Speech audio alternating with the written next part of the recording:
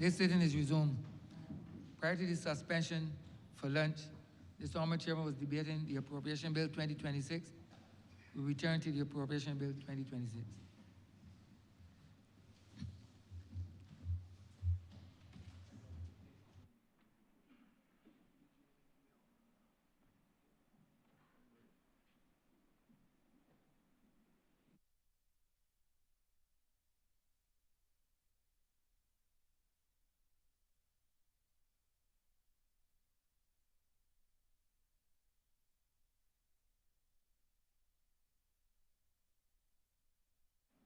This House is now in standing Finance Committee.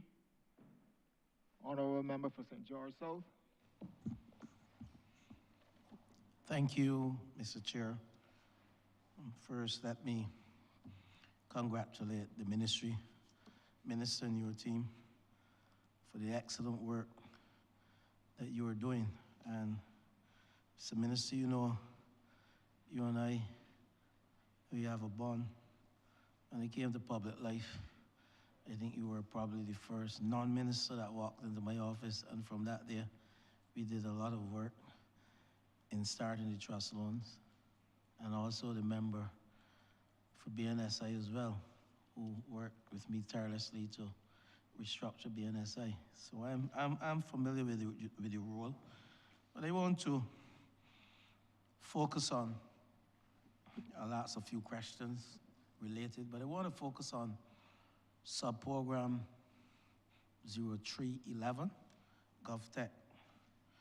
And while we know the role of GovTech is to modernize government services using technology, and I heard this morning you spoke and you passed on to the head of GovTech, and I heard the person outline I would say not an in-depth strategy, but some details as to what GovTech will be doing, but we didn't get into the estimates, what have been done, the details, you know, what is in the execution, what you have achieved thus far. And I see you have increased your vote from the revised estimates, and I always look at the revised. It is approved, yes, but you had an approval of 5.5 million and you revised it to 8.23 million.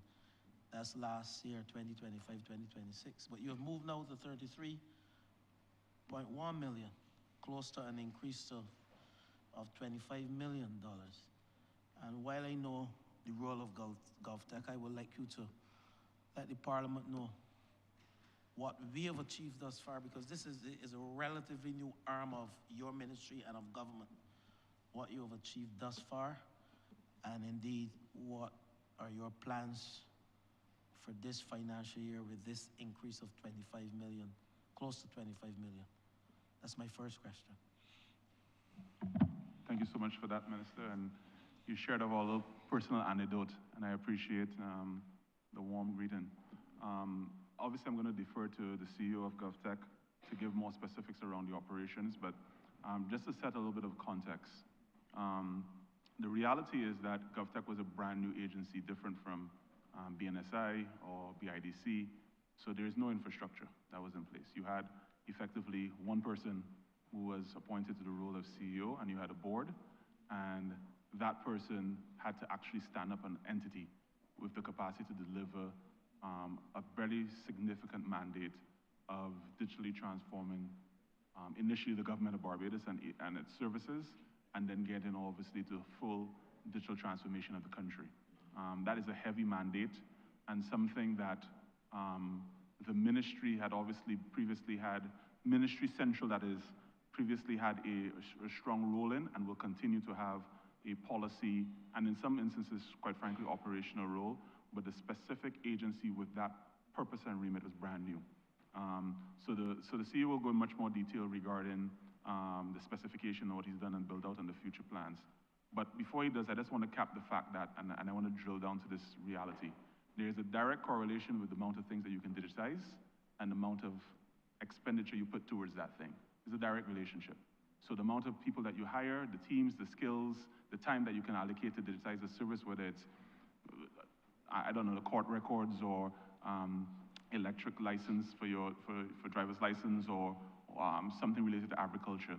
You effectively have to set up a capacity in terms of teams to be able to work on that, and the amount of things you can digitize is related to the amount of investment you put in. So with that kind of overview, and I could come back afterwards if necessary, but Mark, would you dive in a little bit more, please? Good afternoon. Thank you very much for the question. So as the minister said, GovTech was formally established in 2023, but I came in place as CEO and employee number one in the second half of 2024. Our first delivery team was not actually established until 2025. So 2025 was really the year of laying some foundations, and 2026 will be the year of acceleration, which is why you're seeing the big increase in funding. Since the team has come together, we have launched alpha.gov.bb, which is a new single front door for government services that will eventually replace the existing online presence, which is gov.bb. We have launched a reusable platform for digitizing paper-based government forms, so this will allow us to substantially accelerate the rate at which we can take PDF forms and offline documents and turn them into forms that are fit for purpose online. We have developed a service catalog of most, I won't say all, of government services. We have a listing of almost 900 of them provided by permanent secretaries across various ministries, departments, and agencies. That gives us a better picture of what government does for citizens. We launched a series of surveys, including an in-person survey that we did ourselves at various highly trafficked areas in Barbados, an online survey that attracted more than 700 responses, and also a representative survey of about 1,200 people in Barbados. And the point here was to understand what is it exactly that citizens want from government services, what they thought was lacking and what could be improved. And that is helping to guide our roadmap for what we do in 2026. We've identified from those surveys a number of ministries, departments, and agencies that stand out from the citizens' point of view as priorities. We are now in the process of speaking to the respective department heads and also ministers. Many of the people in this room may have received correspondence from us already, to meet and make sure that what we are thinking and what we have heard from citizens is also in line with the priorities of the heads and the ministers, because we are here to support the initiatives that the ministries are undertaking. We're not here to step on toes. We are aware that there are digital transformation initiatives that are already being undertaken throughout government, and our role is to support those initiatives in a number of ways. We've delivered 12 citizen-facing services on alpha.gov.bb that span 7 ministries, and we've launched a pilot with the registration department of an open source civil registration and vital statistics system.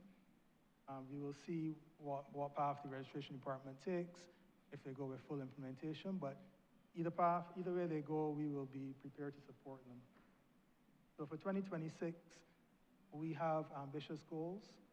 We are trying to release at least 100 citizen-facing digital services using this rapid form deployment platform that we have, based on the impact of those services, so based on priority of government and also how often those services are used by citizens.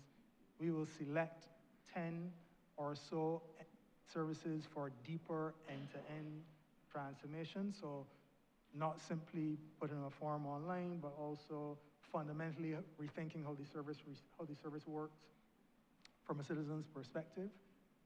Those talks are already underway.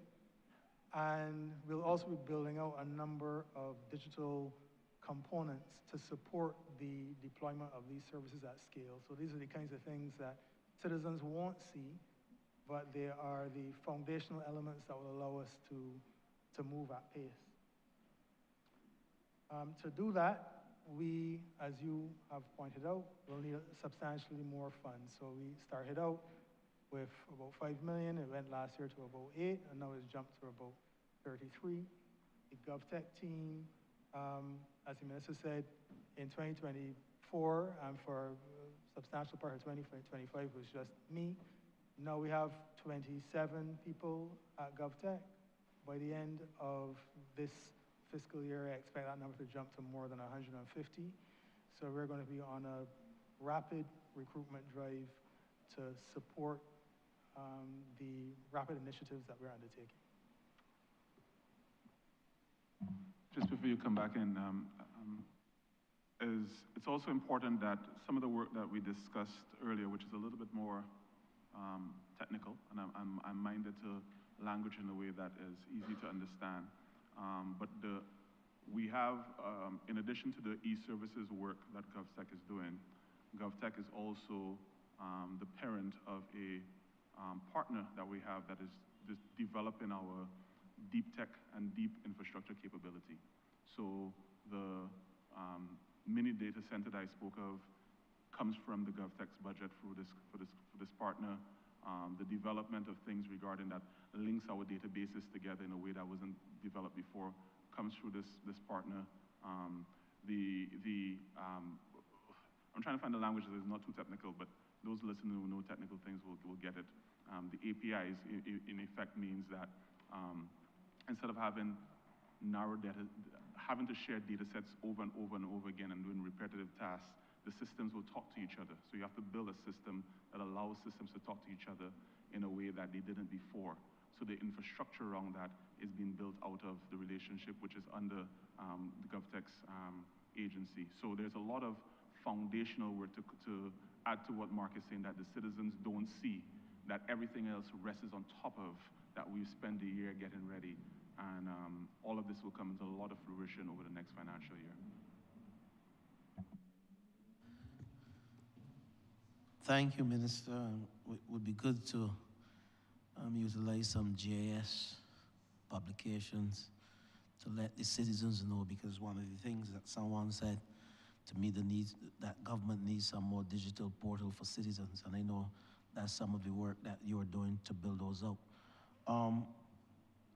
My follow-up question related to GovTech. While I sat in a former chair for some time, I know one of the bugbears within that Ministry of Housing, Lands and Maintenance was land transactions. And I know we met a few times looking at an e-conveyance system.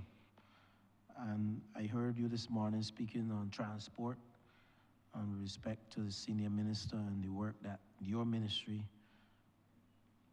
have to do as it relates to that Ministry of Transport. There are no silos in here. So I just want to know where we are with respect to the e-conveyance system, because I know a lot of that heavy lifting resides with your ministry. So I would just like to get an update as to where we are with modernizing and making more user-friendly and easier and reducing the cost of conveyancing in this country through your ministry. Thank you for that. Well, so you know some of the background, but for the purpose of expanding, this is one of the things that requires multiple technology interventions that perhaps didn't exist 10 years ago. And here's the opportunity to do something that will allow us to leapfrog the way we do business. So the land registry has records dating back to the 1600s. And they've kept those records in reasonably good conditions for the most part. And at some point in time, they would have scanned copies of those records. So you imagine large land plots and other pieces of paper that they have scanned, and they have, in effect, PDFs of those documents. What they didn't have at the time, and in some ways still don't have, is what is called optical character recognition software, so OCR software, to be able to read off these scanned pieces of paper to know what's actually on the paper, and then put in a database that makes it smart for us to be able to do business. So they have scanned copies, they have effectively what is called digital surrogates of paper-based records, but they are not smart, they just live as PDFs. So we've struck up a relationship, well, started with you, but it's really mushroomed since then, quite frankly, with the new head of land registry on working with them to, one, OCR all of their scanned copies. And we're in process of, Alex Kellman, who is in the chamber, and if necessary, I'll ask him to speak, but I could probably speak through it, is leading the largest digitization project that the government is managing, which is the archival project. And so we've come up with technology that allows you to scan records at a very large scale and then extract the data from it to be able to make it a smart database. Once we've done that, the manualized process of now doing transactions in terms of doing searches and all those things will be much more automated. In fact, in many instances, it'll be as close to instantaneous as it'll be a searchable key, quite frankly, right? That whatever the land registry decides, they can give permission to be able to search. That then is concurrent project to actually mapping out and registering land lots in Barbados. Only, you know this, only 10% of the lots that are, I think it's 12%, only 12% of land lots in Barbados are actually been registered. So there needs to be a manualized process where, quite frankly, quite a number of people will have to go to individual lots working with surveyors to then move the unregistered amount of land in Barbados, which is about 80% of the land lots, to become registered. That way, if you have the digitized database plus the land records registered, it will get as close as possible to instantaneous land transactions. We think that the registration process, on the basis of what the registry is saying to me, is about an 18 to 36-month project because it's very manual. You have to go into the field, you have to do things. The OCR and the digitization process, it'll take us weeks, to be honest, once we finalize the arrangements on it. So I don't want to speak to matters that are obviously largely embedded with a different ministry, but we understand our role around the technology part to making it go very, very quick. And so we are in middle of it, and quite frankly, by the end of this financial year, I think we would have made astronomical progress on this area. All right, I will hold for now, and I'll return later, hopefully. Thank you, Minister, and your team, and just keep the good work up and keep the passion.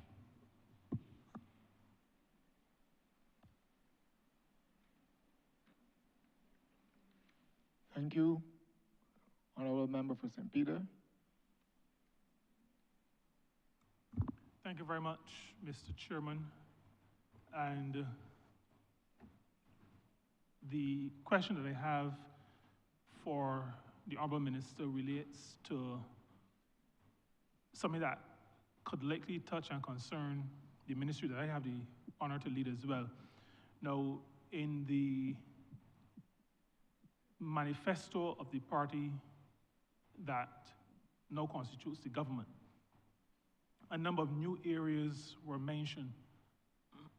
New areas in terms of industries, digital, bioscience, pharmaceutical, life science, logistics, a number of things like that. My question to the ministry and the minister, given what I think the Honourable Member for St. George South spoke to just now about government not siloed, what plans do you have at this point? It may not be fully fleshed out, but what are your thoughts, what are your plans with respect to engaging the relevant ministries? How do you see it working? So that as these new areas are established, that you have the worker force, the workers to be able to both take advantage of the opportunities, but also to move what will start as embryonic, to move embryonic forward and to develop it. Minister, thank you for that question. So in my opening, I had to speed through a little bit because obviously I was taking up a little bit too much time. But the area that I wish I had the opportunity to elaborate a little bit more in this framework of a year of better is really around the idea of, I use the term better talent and better skills, but it's really around evolved and extended talent and evolved and extended skills. And the idea of, there are things that we have done well for a long period of time that has served us well, and we should become even better at those, right? So matters related to tourism, food processing, we discussed a lot of these things this morning. Financial services, we are very strong and done well at those things. There are things that are within our orbit to also become very good at, and that we want to press ahead and really develop a pipeline of high quality world-class talent that could take advantage of these opportunities. An area of immediate and deep interest, and quite frankly, obvious advantage we could take forward of is really around science and life sciences. The second largest intake of students by the University of the West Indies Cable campus is in the Faculty of Science. Many people go into the Faculty of Science. I think the numbers are close to 1,000 a year, because their intent, the most competitive program is your medical sciences program. People don't get into medical sciences, they go into science. The intention is to transfer from biology or chemistry and eventually go over to medical sciences. Intake is only 40 a year, so you have a lot of people matriculating out or dropping out of science, quite frankly, over a period of time, and this is a high area of interest for young Barbadians. But we don't have enough jobs in that area to then consume that workforce once they leave the university.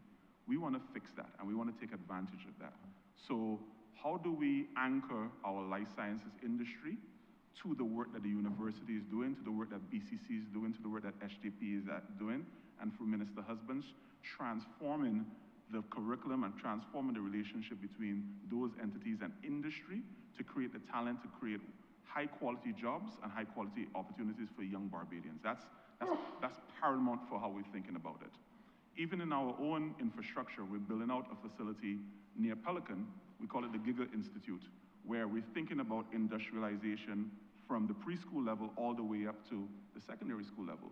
How can we have cobots, and how can we have Raspberry Pi, and how can we have compute available for youngsters who want to learn how to use these tools to get them ready for jobs of the future? We're building that out right now. So the talent pipeline is top of mind for us. Now, regarding the other part of your question, the reality of MISS, I would hazard a guess to say 50% of what MISS does is being a team player. That's the point of the ministry, is a facilitator of what other ministries want to get done. So if the senior minister of infrastructure is going after a project for thinking about how to manage the build out of a new road, and you could use IoT sensors or BNSI's lab to have better quality bitumen and all those things, our role is to be a team player in that progress, and that extends to all the ministries, right? So I think all of the members in here have deep experience with us assisting with things, and we want to get much better at that. So how can we be a place where the overall standard for scientific, industrial, and technological talent lifts the country forward, and then we have a workforce that is of high quality to drive the country forward, but specifically driving the government's capability forward in an age where it's dominated by so much technology. We are consumed by that. So we spend a lot of time with the University of the West Indies. We spend a lot of time with the BCCs and the HDPIs of the world. We spend a lot of time with training institutes, getting people on board in a more dynamic way. I'll end by not going too long by saying this team at the ministry could attest to this. Last week, 2 weeks ago, I said to them, listen, if the country is to go forward in digital advancement and scientific advancement, this ministry has to be the most scientific and digitally advanced entity in the Eastern Caribbean, by far. That means everybody in here has to be an 8 to 9 out of 10 on science and tech, all of us. And some of us are 2 out of 10 or 3 out of 10 on different categories, and we work along with you to get you up to the level where it's the highest level in this country. But at the same time, we're going to have to recruit new skills in. We're going to have to bring in people who are that standard, so we do things concurrently. So we are consumed and obsessed about the idea of lifting the standard of talent that is required in these new endeavors to drive the government and drive the country forward.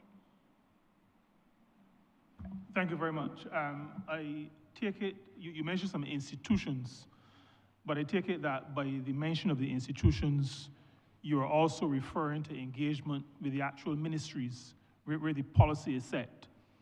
The institutions you mentioned were, from my recollection, all tertiary. I'd suggest that the Ministry of Educational Transformation, because I think curricula at the secondary level will also need to take into consideration the vision that your ministry has. Additionally, the ministry that I have the honor to lead, which is the one that sets the people development policy, will also need to to know. So while we are working together, and while you are facilitating other ministries, you are also, to a pretty significant degree, setting the tone, informing some of the rest of us as to where you see the future. And I know that your permanent secretary is fully versed in the area of people development and what is required to make sure that happens. Along the same line of working together, I'm thinking now very parochially about two resource centers that we have in St. Peter, the one in Speightstown and one in Black Bess. And wondering if there is any intention to collaborate, say, with the ministry responsible for community development, under whose aegis I think those, not community centers, but resource centers fall. That is to say, centers with computers in them. How are you working or intending to, with respect to the matter of making sure that people at the level of the community are able to beef up their skills and take advantage of the opportunities that this digital world provides? Thank you, Minister. I mean, to go back to your first part of your comment, the Minister of Education Transformation could attest about the close nature with we work with. Personal friend of mine, but also the mandate that he carries, I think, I would say perhaps is the only thing that I think would trump the digital mandate that I carry in terms of his ability to transform Barbados in a short period of time. So a lot of our thought process, and we share on a personal level as well as a professional level, connecting the ethos of what we're doing and the actual deliverables of what we're doing. So that's well in hand. And I was also going to tease you and say, well, you know, my permanent secretary is well borrowed from your ministry. So you understand that the DNA of everything that we're doing is around people development and job protection centered. So you were unfairing me a little bit, but I'll share to the public that, you know, my permanent secretary is former chief labor officer. So it's all we're doing is very much in the mind of the things that your ministry holds near and dear. You never have to worry about that. Regarding your question regarding the community centers, earlier member asked a similar question, and we are fully committed to that, the idea of whole of nation development and reaching people where they are. Our idea is really around building out the idea of a third sector relationship around community-based training and community-based learning. Some of the work that we will evolve Future Barbados, for instance, is to be focused really much more kind of on impact innovation, meeting people where they are. So again, we are all ready to collaborate with anyone who's ready to deliver programs. And so first we go to Ms. Shortman's constituency, and then we come to you. Okay, thank you very much. Mr. Chair, I have another question, but it is unrelated, and I will keep my flag up. Thank you very much.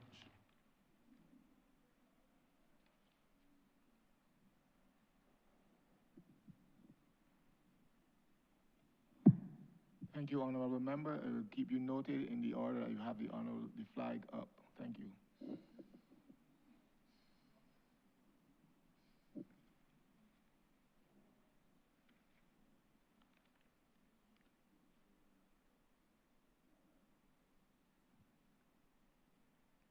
Honourable Member for St. James South.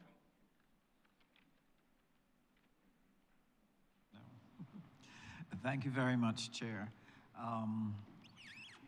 Thank you so much for the presentation that you made this morning in relation to where it is you want to see Barbados and see our enterprises and our nation in terms of transformation and being fit for purpose for a new era that really is unfamiliar to many, many Barbadians. And you spoke earlier about the benefits in relation to how technology will transform the convenience and efficiency of government services and therefore reduce a lot of the irritants that we experience as citizens. And we certainly look forward to it. The other side of that coin, I believe, was touched on earlier, but I wanted to dive a little bit deeper into the opportunities that are available for Barbadians to participate in the transformation from an economic viewpoint. For example, when you were speaking about solar and looking at the biofuels that you would use alongside of the solar, it brought to mind a problem that the nation has, which is a lot of overgrown lots across the country that we can't get owners to cut and take care of. And I was wondering if you had a solution where we could incorporate those opportunities to help us create avenues for young entrepreneurs to be able to engage that space. I'm only using that as an example. What I want to hear would be all of the nooks and crannies within the changes that you're making that will provide opportunities for Barbadians to be a part of it, to earn, to transform, and to feel like they are a part of the Barbados that is going forward. So thank you for that, Minister. So I'll use your example and I'll bookend two things. For instance, we would have spoken quite a bit about the Food Science Center and food processing as an area of using technology, both industrial and digital, for creating new opportunities and new economic empowerment for Barbadians and Barbadian businesses. So I'll use a couple of the examples, and I'll also ask Mark Hill to dive in more specifically around the energy economy and how we're thinking about the energy economy. Again, mindful that we're not the Ministry of Energy, but it's a fundamental feedstock in everything else that we're doing. There's an example that I cited earlier, and I'll go in a little bit more detail about it. A former, still young, he's 28, member of Future Barbados, and one of the things that I had difficulties with when I took up the role is understanding estimates. I mean, it's a complicated framework of sub-programs and programs and all those things, and the ability to manage the delivery and the management of the budget live was a thing that I felt that we could help solve this problem. And Christian Payne and his company were contracted to do some research and development around the solution. And his company built, quite frankly, a high-performance solution that we use every day to manage the budget assigned to us by the Ministry of Finance, to the point where you know, Minister, we presented as recent as, I think it was last week or week before, to the Cabinet and made it available to the other Cabinet ministers for their usages and the other ministries for their usages. And so the point was using the ministry as a catalyst for unlocking indigenous talent to create products that is both valuable locally and could be valuable globally. And that's fundamentally what we want this ministry to be in. One pillar could be around technology, but there are plenty of other opportunities ranging in science or industry and all types of things. Our point is, how do we catalyze a next generation of ideas, a next generation of doers, to build things with the government as a platform to create that first de-risking of the solution and then scale to other places. Mark, I'll have you speak a little bit more about the energy component as well. Yeah. So, thank you, Minister. So we drill down into the science behind electrons and the opportunities that it opens up. In terms of the amount of installers, for example, that opportunities will be opened up to is significant. One of the key things that we would note that with the data and digital infrastructure, the primary skill sets that AI will not touch or remove is electricians and plumbers. So in terms of those skill sets that we want to see develop in a significant way, we would be encouraging a lot more training in the area of engineering, civil engineering, so we can see a whole suite of high skill, better paid entrepreneurs, not just simply persons collecting biomass or collecting waste from a logistics standpoint, but we really want to see the entrepreneurs get into the science, the chemistry, get into the physics behind it, so we have more scientific firms emerging. one of the things that you would see from UV, University of West Indies, is that we can see very clear down the future that in every Barbadian household, we may very well have a scientist in every household. And what that may lend itself to is unlocking new levels of innovation, new levels of discovery, new levels of research and development. So we think that there's significant scope for entrepreneurs, both on the solar side and on the biohydrogen side, but especially when it comes to discovery, new innovations and inventions. I think that this is creating an ecosystem for a lot of that to emerge. Thank you very much.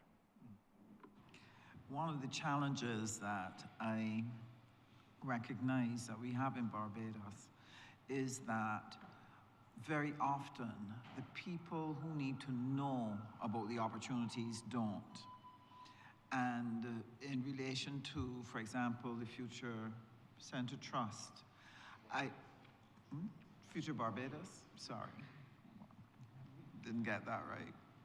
But I have encountered young people in Barbados who have some phenomenal ideas, and when I ask if they know about Future Barbados, they don't.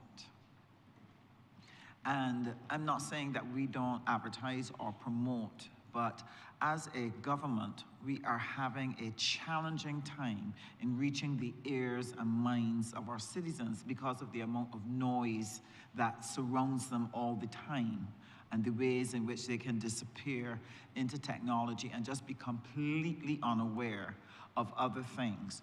And so some of them, when they're trying to move their idea forward, feel challenged because our ecosystem is not yet fully developed in a way that makes for ease of having an idea, getting someone to listen to it, getting pointed in the right direction, getting the technical assistance that they need, and to be able to get the support all the way through.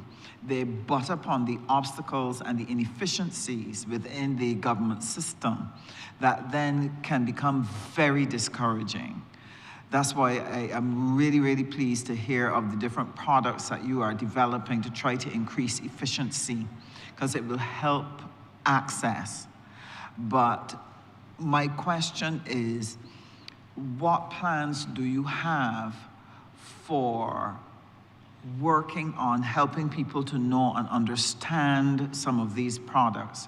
Because some of it will go over people's heads. I've spent time in supermarkets teaching people about Ask Delia, right? So I want to know what they are in your plans for this year to ensure that the information gets right down into people at every level in the society, so that they understand that the opportunities are there. Because while they do not know, they feel left out.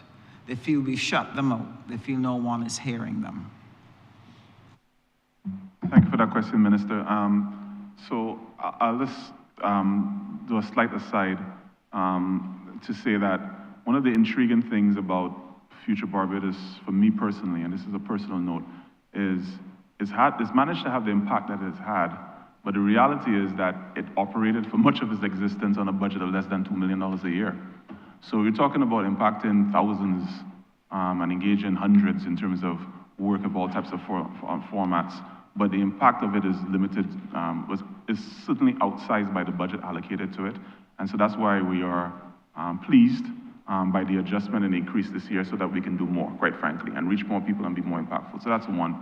In addition to that, I think there is a fair critique of certainly the first year that I've had this role and in charge of the ministry, that not enough work has been done on the deep levels of public engagement about the good work that's been coming out of it. We fully intend to evolve that this year, quite frankly, and build out a mechanism within the ministry which is really around public education, around content output, around much more physical engagements in terms of events, much more focus on having a public profile that is education-centric and informative-centric, and quite frankly, inspiration-centric. I think a Ministry of Technology and Science and Innovation could give good news every week, right? I think we should have a pipeline where we share with the public things that excite them, that inspire them, that help them to overcome things that they were fearful of, and show them how to do things that they didn't yet know how to do. So we've taken on that responsibility, and you have my assurance that will be a lot more of what you see coming out of the ministry coming this financial year. It's already baked into the plan.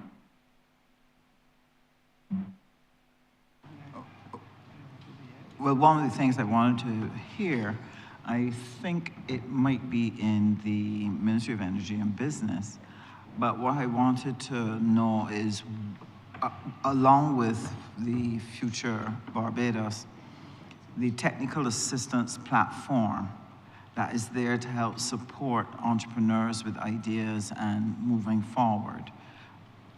What do you have in relation to that, or does it only reside in energy and business? No, sorry, thank you, Minister. But we spoke a little bit about that earlier, and we could frame it just for the sake of, yeah, so we could go a little bit more detail. BIDC previously had a special technical assistance. Well, Mark, you could do a better job at answering this than I can, so why don't you speak to that? Sorry, apologies. Yeah, so Minister, as far as special technical assistance is concerned, there's a stack of technical assistance that we've been providing, and that starts from at the level of IP, intellectual property. So in terms of being able to secure and prove that the idea that you have is authentic, it is yours, and that it has the scientific rigor around it that can either qualify as a patent, it can qualify as an industrial design, or qualify for some sort of trademark registration. So that's one layer, and we're providing that. The other aspect of technical assistance that is critical for businesses is standards and funding the process of a company becoming HACCP certified. So that is also pretty much still being provided. So if we're talking about technical assistance from the standpoint of accounting and marketing, that layer there are many agencies across the ecosystem that provides that, but we believe that the technical assistance that we provide has to be technical, making sure that those companies have the scientific backing and rigor behind them, that their product can be sustainable and their product can scale going forward. So to that extent, STA is no longer just giving you a grant, but STA is also providing the infrastructure and the technical services around your company so that you can be comfortable in being able to deliver the goods or the services that you want to deliver to the public. So it has become more mature, more evolved than just simply giving persons, a $300 or $3,000 grant. It is now a lot more non-cash support systems that we provide at this point in time. Sorry, apologies. If I could just add to that and to do the bookended. We did an assessment of what is our role. So in this instance, the SOE being BIDC has two major components of its remit, right, around industrial development and around export, right? So our role in the entire ecosystem is to take things that are ready to be industrial scale or ready to be exported. And so we understand that we have to participate in the feedstock for things becoming industrial scale. We have to participate in things getting ready to be export ready. We understand all of that. But the specificity of the expectations of our act and our board is really around how do we get things ready to be at that level. So we work hand in hand with trust loans. We work hand in hand with enterprise growth fund. We work hand in hand with YES. We work hand in hand with everything that kind of has different levels of grants and interactions and so on. But our role in it is really say, okay, you've created this product, you have this entity that is producing it. We need to get you to scale where you are industry grade, And when you're industry grade, how can you go beyond just selling to Barbadians in Barbados, but now starting to sell to the region and to the world? And so we've narrowcasted to allow us to be even better at that core remit that is central to our act. My last question is, one of the things that I'm concerned about is, I love the idea of moving into the digital space, the advanced manufacturing space, because manufacturing had really gone down in Barbados. But I'm concerned about services. Services is a part of our economic mix, and it was supposed to be our area of comparative advantage. And I haven't heard an address on how we're going to move services forward. Because if we're going to take advantage of the trade agreements which we have made across the region, we have a number of them, and it allows us to do goods and services. I just wonder, where is that in your mix? Honourable Member, is this a new question or is this a follow-up No, question? it follows on from what they were explaining about when we were talking about technical assistance to businesses. They only spoke about the production and manufacturing. So I was reminding them that services exist, and that services is where our comparative advantage is, and that we have to move both together to take advantage of the trade agreements that Foreign Affairs and Foreign Trade has spent a great deal of time securing. Thank you, we have to be Good, clear. I'm glad you get the connection, sir. Chair, the truth is I do think that question is probably more centrally placed with my senior minister, quite frankly, than us. But services, let me frame it this way, and I spoke a little bit about it earlier, is because we carry the portfolio of technology, and much of the work that we've been doing, or MIS has traditionally been doing, is around technology for the government. We think of it differently. How can we build a technology industry? And the technology industry will become a service industry, right? Because it'll be creating software as a service, it'll be creating products, it'll be creating skills that could be applied locally as well as globally, right? So our contribution around the service sector, in our minds, is dominating the area of technology with skills and products that become services using technologies, our own language models, our own AIs, our own capacity to create things that Barbadians indigenously develop from here and then scale to the world. And we think that's how we can make the strongest contribution to the service industry, quite frankly.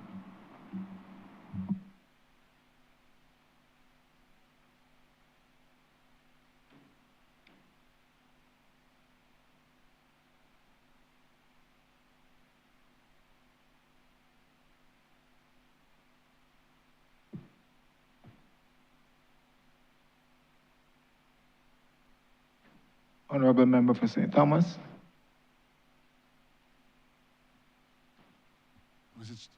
Mr. Chairman, I'm glad that you can look to your left. And thank you for the opportunity, Honourable Minister, for your presentation.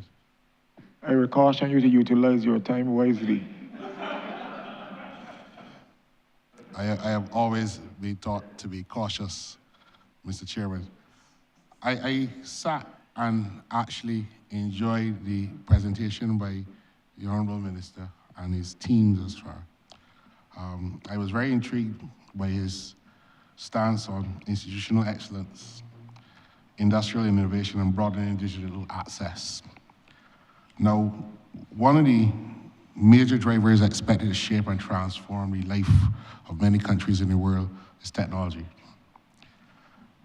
In addition to the geo-economic fragmentation that we're seeing, and the green transition is really technology that is one of the biggest drivers of how we exist. And broadening digital access will be a large part of that, particularly in a small country like Barbados, where there's an existing digital divide, where there's a reluctance or a failure of most public sector agencies to transform into a digital reality from moving from analog. And even the pace of digital transformation has been a bit slow when we add the artificial intelligence component beyond what we know from moving to analog to digital will be. Many of the jobs which exist now perhaps will not exist in another 5 to 10 years. The World Economic Forum reports last year and this year speak to that rapid change. And there's a fear, and there's a real fear that jobs will disappear in this transformation. Automation, robotics, artificial intelligence, etc. All these things are creating a natural apprehension about technology and its role in human development. We know jobs will disappear, but the truth is that the research has shown that jobs will also change and jobs will also be gained. And with that framework in mind, I'm asking the minister, I know that this is not under your ministry, but Head 50 in the estimate speaks to an agency of which I have the opportunity to lead as the Minister of Home Affairs, which is our post office. And there are many people who are employed in the postal sector in Barbados. The postal sector has the opportunity to take the initiatives that you are pushing in your ministry to digitally transform the way in which we do business. And first question, Mr. Chairman, therefore, is that what do you see are the possible ways in which we can digitally transform something as simple as the postal service delivery, which we have done very well over many, many years, given where technology is and given where the structure of our current system is? You asked me to brainstorm in public, but you're my friend, so I could do it. So a couple of things. One, to your point about WEF reports, World Economic Forum reports and all those things. So I see it both ways. I see that there's going to be a future where some of the roles that are in existence now are going to be transformed, or humans are not going to perform as well as digital machines will perform. And that's not new, right? History is replete of technology replacing the performance of manual tasks. What is happening, of course, is now this is happening faster than perhaps any other stage in history. So that's not new. And so there's some management of the fear around that has to happen. But anyone who's traveled to, let's say you're in Europe somewhere, and you're going from one nation to another, you're going from Germany to France or something like that on a highway, and it's 2 5-lane highways, and all you're seeing is semi-trucks that's full of stuff going from one place to another, whether it's food, whether it's furniture, whether it's cars, whether it's this activity, because humans need physical engagement. The more digital the world becomes, the more physical it becomes. You need more wires to power all this digital technology. You need more physical plants for power all those AI platforms that we have. You're going to need more compute, you're going to need more chips, you're going to need more things to power all these things. The more humans we have, the more food we will require. So I think the fear of not having physical activity in a really advanced physical world, I think it's misplaced, quite frankly. I understand why the fear exists. I don't think it fully represents what is the truth of living here. And we all experienced it during COVID. We all thought we were never going to go back to physical meetings. 6 months into it, we all hated Zoom meetings because you wanted physicality. Human nature is by its very existence community-based, right? And we want physical existence. So we don't eat digital food. So I think we have to have a mature conversation about that in our specific context as an island. And part of that conversation in the specific context of an island, I like to think of the post office, and I'm brainstorming with you a little bit, so I'm taking a risk, as really, it's a logistics hub. That's what it really is. And if you think of an island, my friend, Minister of Finance, and I talk about this, an island is in the business of logistics. That's all it really does. It needs inputs and outputs to exist. And much of the things that it needs to exist, it doesn't create itself, right? So the wood, the clothes, the computers that we all use in here, they weren't indigenous to here, right? They were imported here, and that required logistics. The post office is our highest performing entity by the state in logistics. So I think what it has to become is a master of logistics, not just a master post, right? And so my ability to send information via letter I don't need the letter to send that information anymore. I need to move the information. But the logistics of the information moving is still necessary. The logistics of money moving is still necessary. The logistics of food moving is still necessary. So how do I convert the entity which is responsible for logistics, that has deep history in logistics, has the act supported in logistics, has the skill and talent to manage logistics, into a logistics center on behalf of the government? That's how I would think about it. And you've got me in trouble because but anyway, we'll go for it. Thank you, Minister. And also, picking back up on the theme of digital transformation, we struggle in Barbados to get some basic things right. I have complained to you about the fact that I have a driver's license. I had one, I lost it, and I You can't bring up the, it's fixed. Yeah, but I had to drive around with a whole set of papers in case I was stopped by the police in this age. But we do carry the driver's license information on our Trident ID card. And for a long time, that wasn't updated. I know you said it's been fixed, and I'm grateful that it's been fixed, but what other steps are there in your ministry's plans to make use of the Trident ID card and to make life easier for Barbadians? Yeah, so thank you for that, Minister. So Before you answer, Honourable Member, is that your follow-up?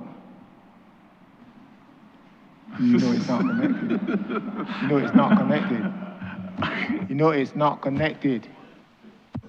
No, my question was within the concept of digital transformation, Chair, and that's why I framed the discussion. It wasn't on post office logistics. You were allowed in the first place, Honourable Member, with a question from another ministry, not yours. You understand that? Yes, I do understand, Chair. Good.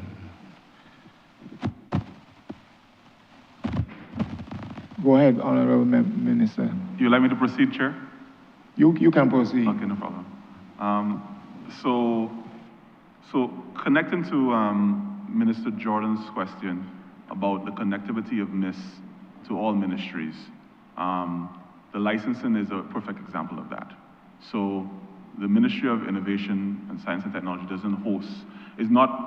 it doesn't manage the licensing system. Also, it doesn't manage the digital identification system. It doesn't manage any of those two things. The data is hosted on our servers, but we don't have access to the data because it's not our data. So I just want to have that clarity. However, we are in the business of solving problems, right? So we interceded and helped solve a problem where the information was hosted on the information that was held by one entity wasn't talking to information of another entity, and so there was a technology bridge that was created that allowed them to talk to each other in a way that resolves those problems. And so a lot of the fundamental work that I talked about with GovTech and the CEO talked about, also Chelsea Bradford talked about with Amini, a lot of that foundational work of making things talk to each other and connect to each other in a way that they've never have before is some of the foundational work that we've been doing, and a lot of what we'll be spending time over this year and coming years doing. And that then translates the ease of doing business in a variety of ways. Now, I know that ID has become a little bit of a hot topic button, so I just want to be very clear on that. It's really around how do you make people's lives as easy to do business as possible. Your information is your information. I am the owner of my data, right? But my data can exist somewhere, and I can grant permission for that data to be able to be exchanged for the purpose of a service. Now, how that happens right now in some ways is very manual, and quite frankly, some instances are a little bit dangerous. If I go to get a loan from a bank, for instance, the bank asks me very specific information. The bank then keeps that information for extended period of time. Sometimes they extend that period of time beyond what is by the law or good practice for them to do it. God forbid something happens to their security systems, my data is now a danger.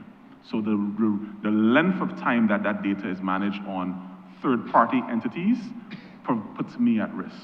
We're building a system that limits that risk to almost zero, right? We're building a system where on the point of transaction, that you and I are doing a transaction, and in the moment of that transaction, you give me permission to know something about you for the purpose of that transaction, and when that transaction is ended, you no longer have access to my information.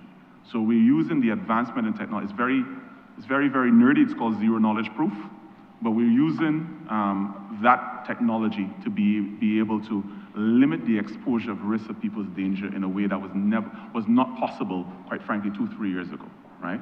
So we feel very strongly about the ability to keep people's information safe. We feel very strongly about the need to strike the balance between convenience and safety, both from my data commissioner's perspective as well as a cybersecurity perspective.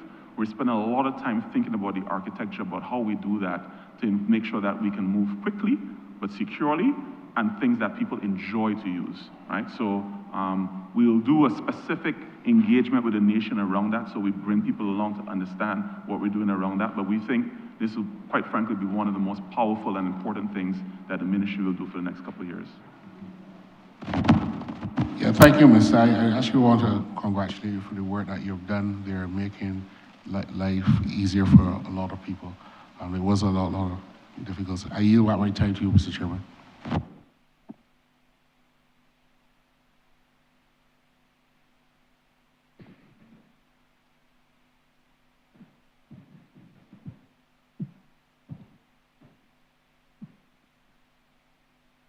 Honourable Member for St. John. Thank you, Chair.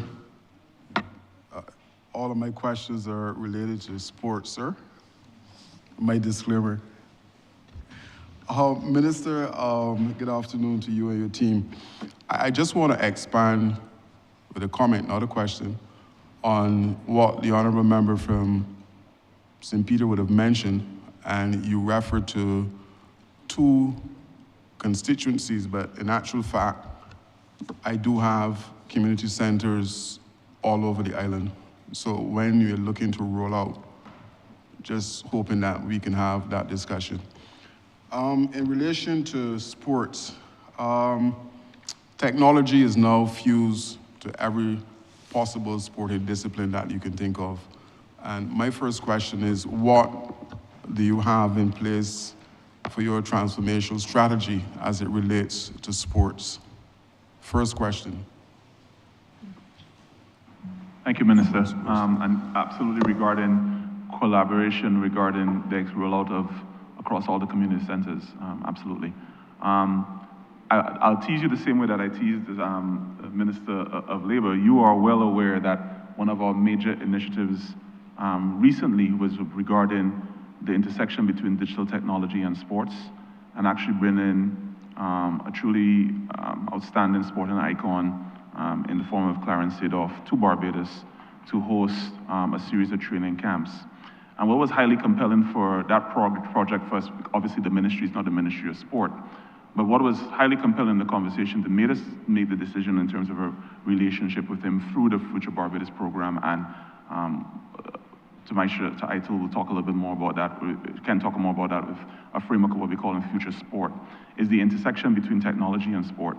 And in fact, what he was creating was a digital training program that allowed youngsters to utilize their phones or whatever mobile platform they have to enhance their skills in a specific sport or just self-development in general, utilizing mobile applications and the love of sport, in this instance, love of football, to be able to enhance how they are able to do the thing that they love.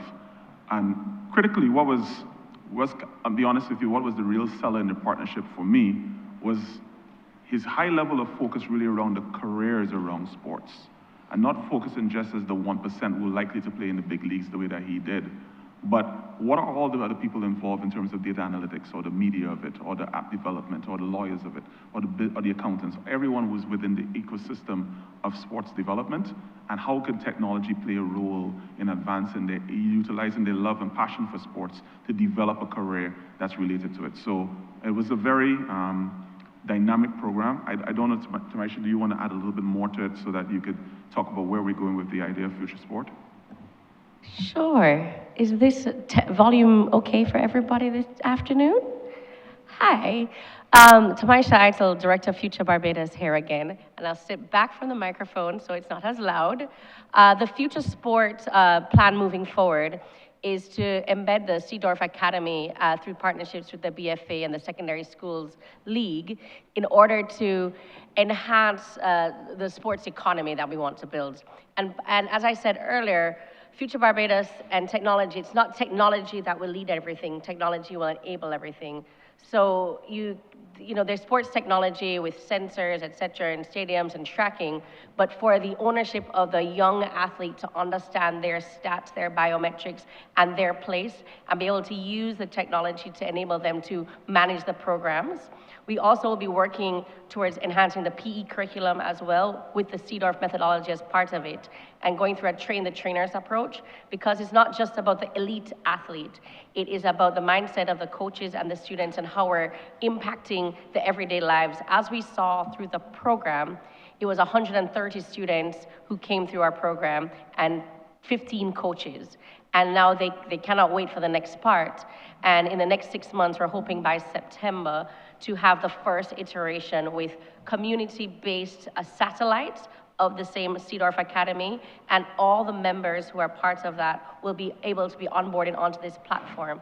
Not just the students, not just the parents, but also the educators themselves. And this is not sports specific, so it doesn't have to be just football, it can be sports education in general, because the mindset training, the ability to work across stakeholders are part of the methodology that we want to use. So that's where the future sport direction will be in the next financial year.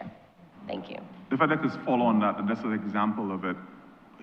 When Clarence was, Seedorf was in Barbados, he was able to pull up his iPad and showed me his quarterly test that he tested on his biometrics for his entire career, for 20 years going back, his blood levels, his cortisone levels, his bone density, and tracked all his data. And he said to me, listen, this is the information I use to negotiate my contracts.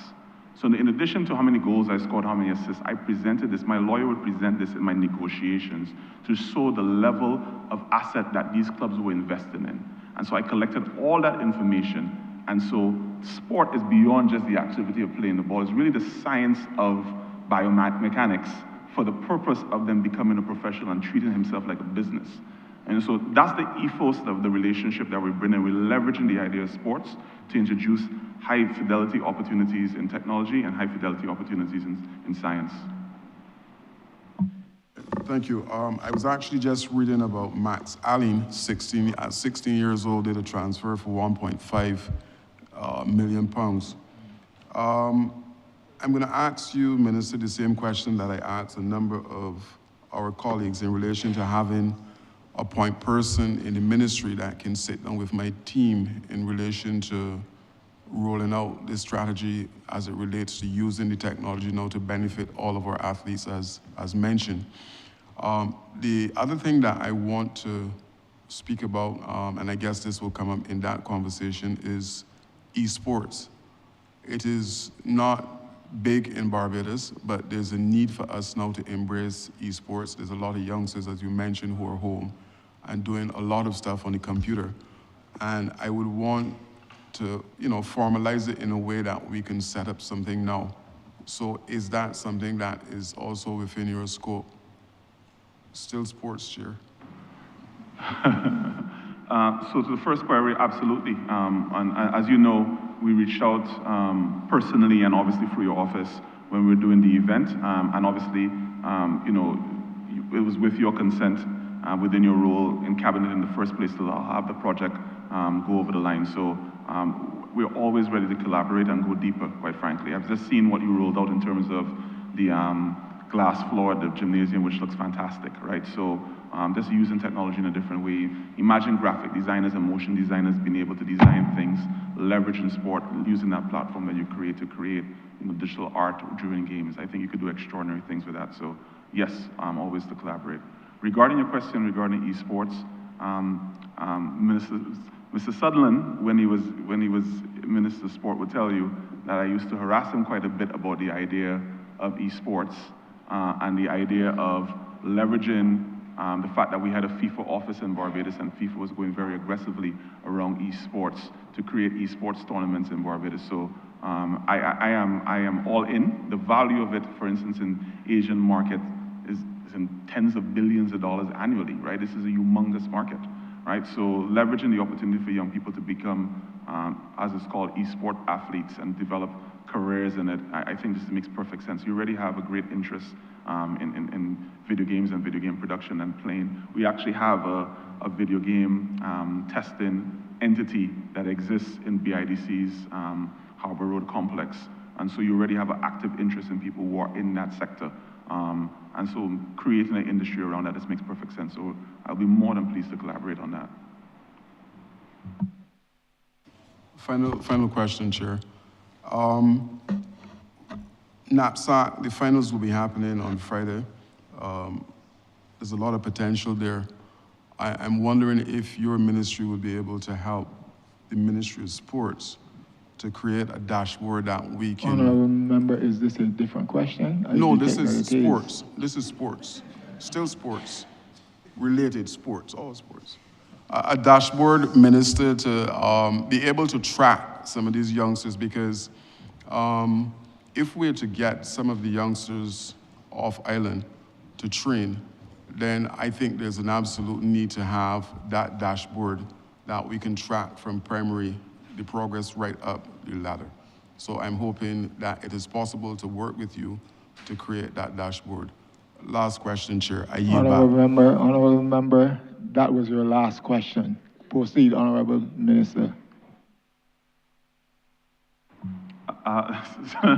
Short answer is yes, of course, we're willing to collaborate. But more than that, to be honest, I alluded to it earlier. I think the Ministry of Innovation should be in the business of more innovation and being more creative and having more fun.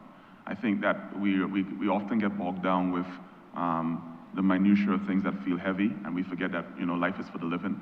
And so people are so enamored and excited about their kids being involved in athletics and sports, that all of these activities have grown up, and people are dedicating so much time into those things. So it'd be quite fun, frankly. I can imagine something like Future Barbados assisting with you on building up not only platforms for dashboards, but trackers and different models that could be something that drives more capacity building and interest around that area. So absolutely.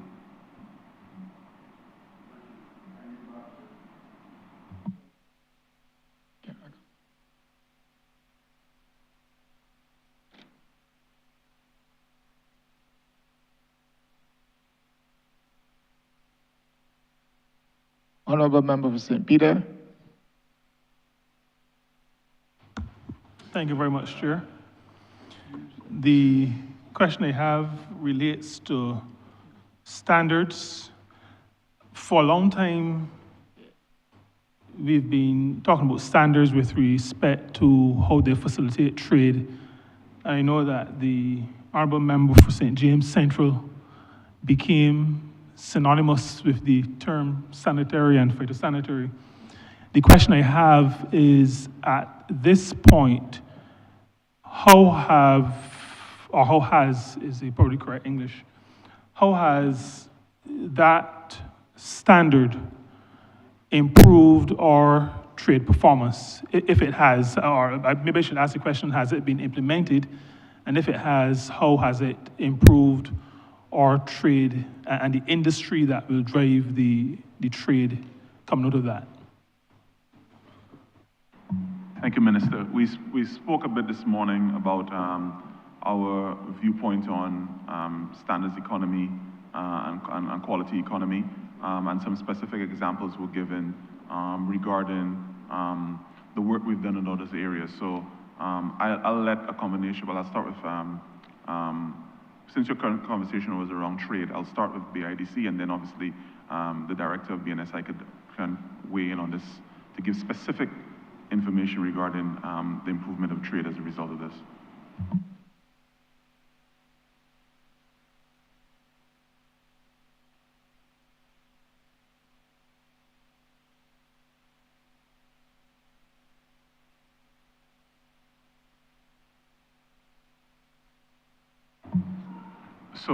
So my CEOs asked me to repeat the question. So I'll do it so on your behalf, Minister. The minister is asking what has been the relationship between the improvement of standards, specifically around phytosanitary standards, and then the uptake in terms of trade capacity for the products that are created in Barbados. So I thought you would have jumped all over that and tell me about Ulu Foods and all those different things that you've been doing. Thank you, Minister. Yeah, in terms of the sanitary and phytosanitary standards as it impacts on trade, what we find is happening is that the labs that we need to put in place, we need to accelerate the development of those particular labs. The impact on trade around exporting fresh vegetables and fresh food, and meats as well. We really need to upgrade in that particular area. So we're hoping to close the gap in discussion with the Ministry of Agriculture, so that that can really lend itself to a greater uptake. So for example, there's some produce that can get past the global gap certification needs around sanitary and phytosanitary. So for example, crops like breadfruits, passion fruits that are pretty much packaged in their own skin, but any other crop that like leafy vegetables and stuff that have direct consumption, the sanitary and phytosanitary impact is significant. Also like cruise ships.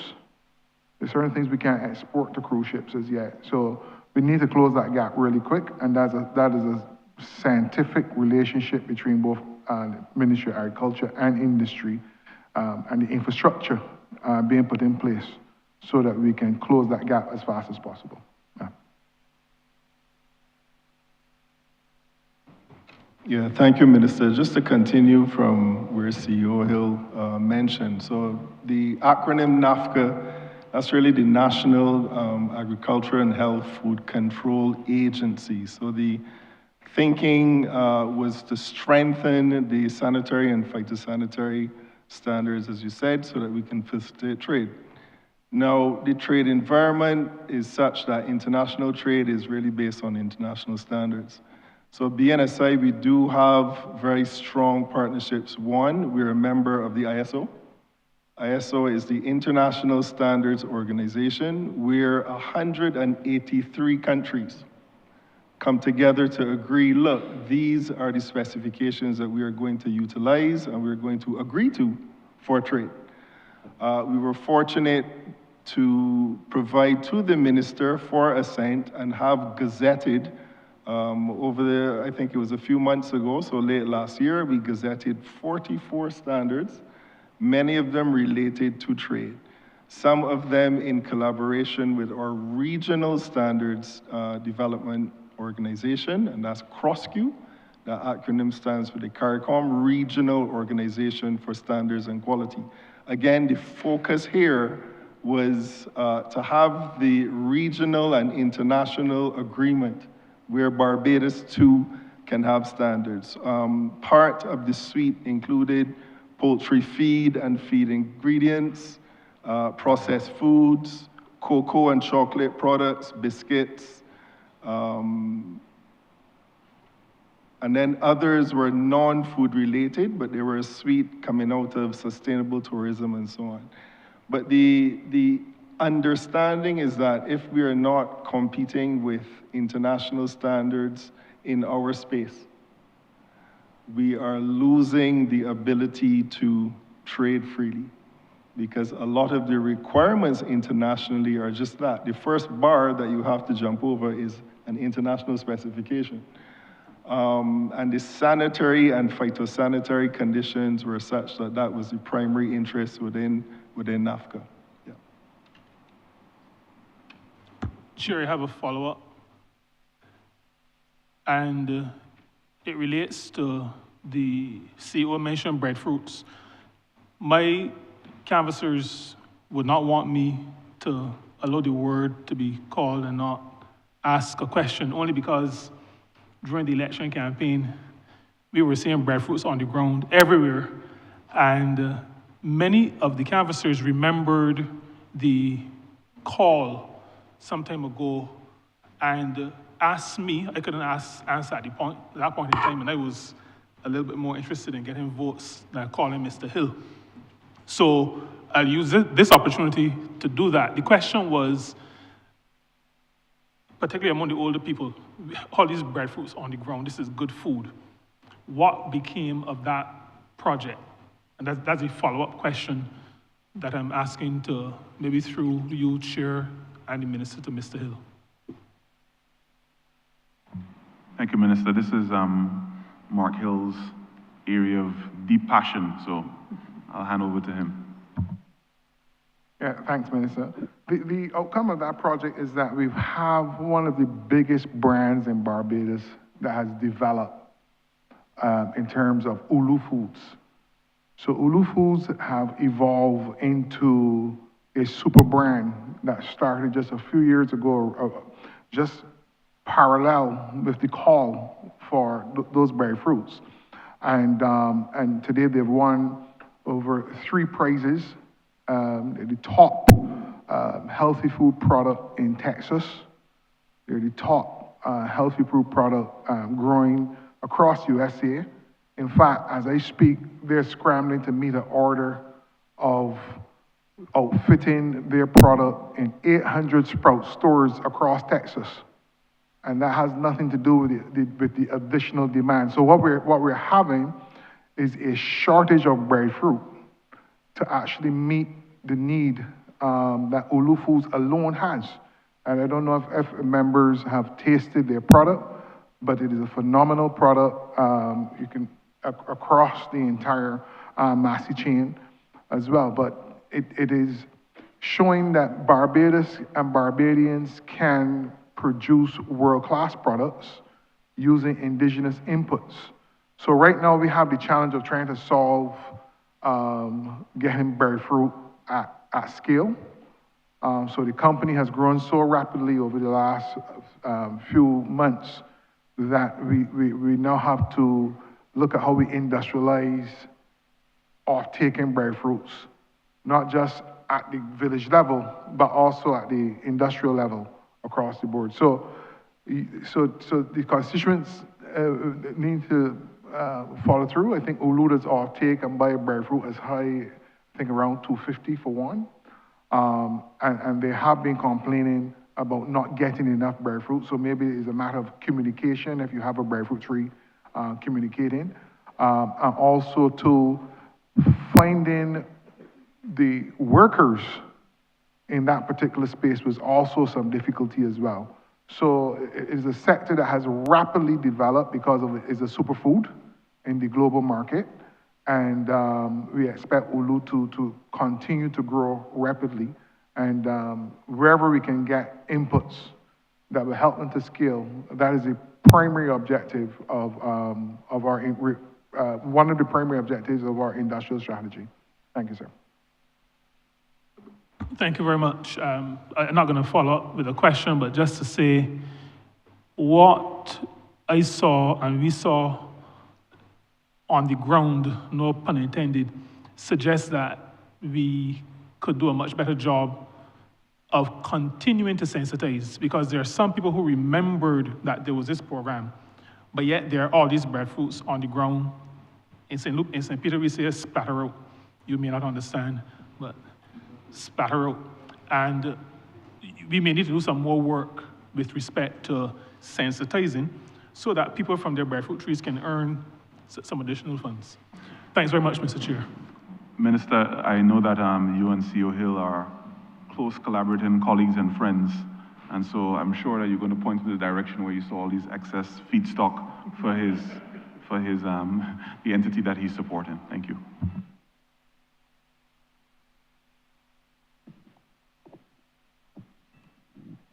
Honourable Member for St. Michael South.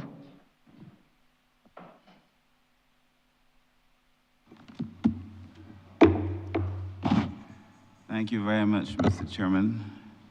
My question, Minister, is in relation, really, as my mind goes to the future, is in relation to the future. Now, I had the privilege to sit where you are now sitting last year, and I made a point that across the public service, we have to become more comfortable with the idea, for those of us who are in leadership, this idea of experimenting. Of course, it made many people uncomfortable, but I think leadership, as opposed to management, is continuous experimentation. In this particular ministry, I suspect this is the one place where we need to be experimenting, where we need to be innovating, where there has to be a system to fail forward, where we have to encourage people to do things and to be, unlike the grain in Barbados, a little bit less risk averse. And I am keen to know what systems are in place in this ministry as we think about the future. What systems are in place in this ministry, and what is the process by which we emerge new ideas and we build ideas that would allow Barbados to go forward, like, is it a sandbox? What is the regulatory framework? How do we encourage and generate, process, capture, implement these new ideas? What is the process for adaptive learning? I just figure that it's a necessary step across the public service, but that's certainly in the Ministry of Innovation and Science and Technology. You know, I'm very keen to know what is that particular process in this ministry, Minister. So, Minister, I'm not sure if it's against protocol or good manners to say that is by far my favorite question for the day, but it is. And I remember you making your presentation last year, and I was, if I'm honest, I was surprised that you did it given the mandate that you had at the time, and I loved it, to be honest, and I felt that I speak a little bit about the idea of having more fun as well, and there's room for that, but there's also needs to be a component of coordinated risk-taking that a small place has to do. Because you have to position yourself to not just be a taker of finished products by another market for which you are just excess, but you have to be a creator of things that are new and new value that then you could be selling to the world. And I think that's a fundamental shift in how we approach things. Now, you can't do things willy-nilly. You can't do things that are wasteful, and so you have to have a coordinated structure around how you do those things, especially considering that you're using taxpayers' funds, so you have to be accountable for how you do those things. So what we have designed and how we thought about it is actually was the first cabinet paper that I had the privilege of bringing, was the idea of positioning Barbados as a global research and development hub. The idea that you're going to experiment on purpose and you're going to experiment to create new value that the world never had before. And you do that on the basis of solving problems that exist for you that are very expensive, so non-communicable diseases, potholes, sargassum, whatever, right? A broad range. We have a multiple of problems like every place does, right? And these problems, some of which are billions of dollars in value, and some of them are a little less than that, but they are very important to us to solve. And so how can you, to use the word of Jamila Mosley, and she'll speak more about it than I will, to experiment on purpose, right? You experiment on purpose and with purpose for the purpose of solving things. And you have to open up your mindset to realize that innovation is not restricted by geography, right? You have to open yourself up to receive new ideas and new ways of thinking and collaborate with yourself to build things that didn't exist before. So we've built a very specific, through cabinet permission, a very specific component of the ministry. As I said earlier today, that I was really excited about the science portfolio, but even more than the science portfolio, I was really excited by the idea of what the innovation arm of it could mean for experimenting and creating new things. So we've created effectively a research and development hub within the ministry. We call it Supernova Labs. Jamila, I don't know if you could speak a little bit more to specifically what we're doing. And you could get very technical, so apparently we're not supposed to get super technical today. Thank you, Minister. Jamila Mosley, Executive Director of Supernova Lab, the National Research and Development Program that sits under the Ministry of Innovation, Industry, Science and Technology, quite intentionally as the first cabinet paper that was presented in April of 2025. As Minister said, we are experimenting on purpose with purpose. And really that is because historically, public sector-led experimentation or research and development was to solve three specific things: survival, protection, and flourishing. Survival within the context of cyber resilience and security, protection in terms of our standards and our safeguards that we've spoken to at length for the duration of today, and flourishing is where we have the opportunity to sit. And I think it is important to mention that we first sat in Future Barbados because that's where flourishing in Barbados is centralized under the Ministry of Innovation, Industry, Science and Technology. Not so shameless plug. And so when designing that program, and we're still in the embryonic stages of that program, we have two distinct streams of work. The industrial component sits as the experimentation zone. That is our formal way of accepting or vetting any commercial inbound interest, and it has to align with the national priorities of this country. And then we also do capacity and capability building under the ARC Academy, which focuses on deepening the scientific and technical research capacity at the university level with the Faculty of Science and Technology and the KFO School of Business, and also widening that pool to international academic collaborators. I think it is critical to understand that experimentation is something that every single ministry should be doing.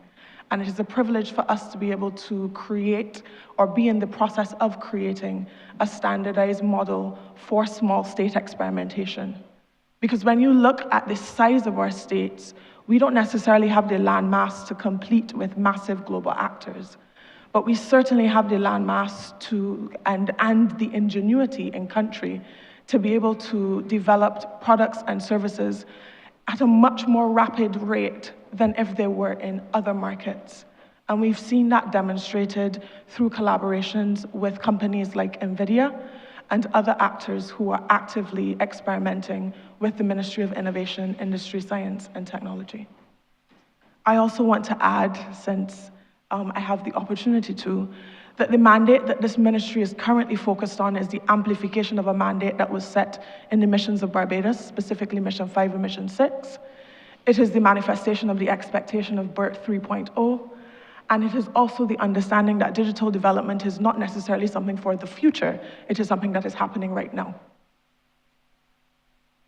If I could just follow on that, Minister, and to get much more specific, and Cabinet colleagues would know this, that in addition to kind of the overall framework, there were specificity of things that we felt that Barbados was well placed to be first in the world of trying the existence of this thing or regulating it, right? So whether it's autonomous flight over our oceans, or whether it's something related to ocean energy, or whether it's something related to the conversion of sargassum into biofuels, or the conversion of usage of AI products for the purpose of automating some component of work that's difficult.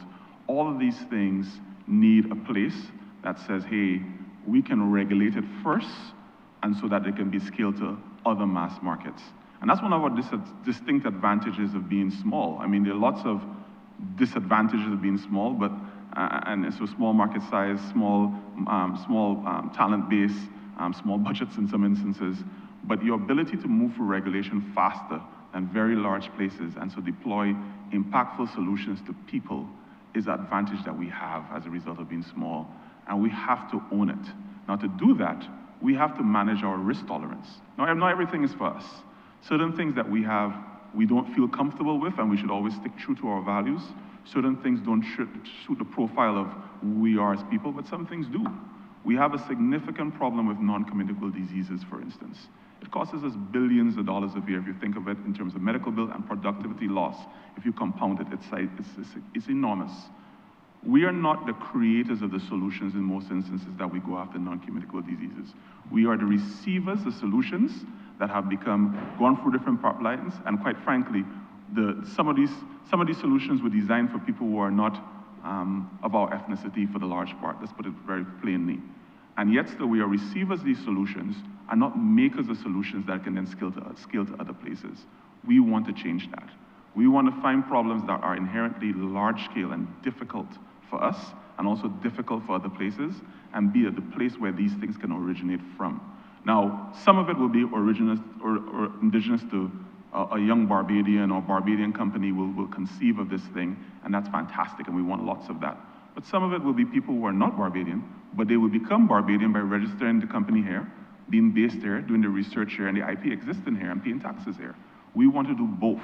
And that's why I was an incredible supporter of the growth and diversification bill, for instance, because the capacity to attract global business to do high-value things from Barbados is what we need a lot more of. And to your idea of positioning ourselves where experimentation is something that we're known for, and expectations is something that we do well. And we have a track record around it. We're the home of rum, we're the home of Bajan cherries, we're the home of aloes, we're the home of a bunch of different things that were created in Barbados, right?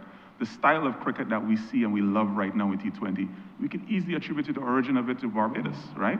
So many things that we have become the creators of, but haven't claimed the value of it. We need to change that. And as we said, experimenting on purpose and with purpose. Chair, I've really enjoyed this conversation, listening and the answers to my questions, because in a sense, this ministry said talking to the future, which is how I framed my question in the first place. But at the same time, Minister, I would not be honest with myself if I didn't feel the need to say that even as we contemplate this great future, the idea of technology debt, this idea that perhaps we invest, and your estimates are substantial, we invest substantial amounts in these technological advances that perhaps would leave future generations, if not carefully implemented, carefully thought through, future generations perhaps with fiscal and operational burdens to carry. And I just want to know what assessments you have in place to ensure that we do not end up with this technology debt that perhaps may be too difficult for the rest of us, particularly if it's a recurring expenditure every year. Yeah, it's a really great question. So that actually consumed my mind a lot when I first took the role, if I'm honest. That I saw the technology debt in two areas. One, there was a debt of underinvestment that happened for 25 to 30 years, was my calculation. And if annually, I think what is invested this year should be what has been invested for the last 15, 20 years, if I'm being frank. It's not as a result of my mandate. I really generally think that small nations need to outsize in level of investment in technology to keep pace with larger spaces. And the fact that we hadn't done that, and I just learned from Minister Ishmael that his was 40 million, and so that means I think we underinvested, and the debt was therefore an underinvestment for a long period of time. And that reflected in our infrastructure, the fact that you had so many manual processes, the fact that the skills that you have available to you are not as technologically advanced as some of your competitors you have. So it's the fact that we have such a sticker shock where we see some of the prices of cybersecurity teams or other teams because we are not accustomed of playing in that game. We had a significant debt to pay in that regard. So we needed a leap to take forward. Now, that's one component of the debt. The other component of the debt is, having made a decision to invest in something, are you investing in the right thing? And that then drills down to, what is the level of expertise that you have around you to make as best a possible decision as possible, given the information you have and the circumstance you're in? And so we spend a lot of time thinking about that. How do we crowd in much more technical experts that would share our values, understand the limitations of a small place, can be able to do arrangements with us that are commercial that suit the budgets that we have, are in it for the long haul for us. Not people that are going to be disappearing the moment they get a check.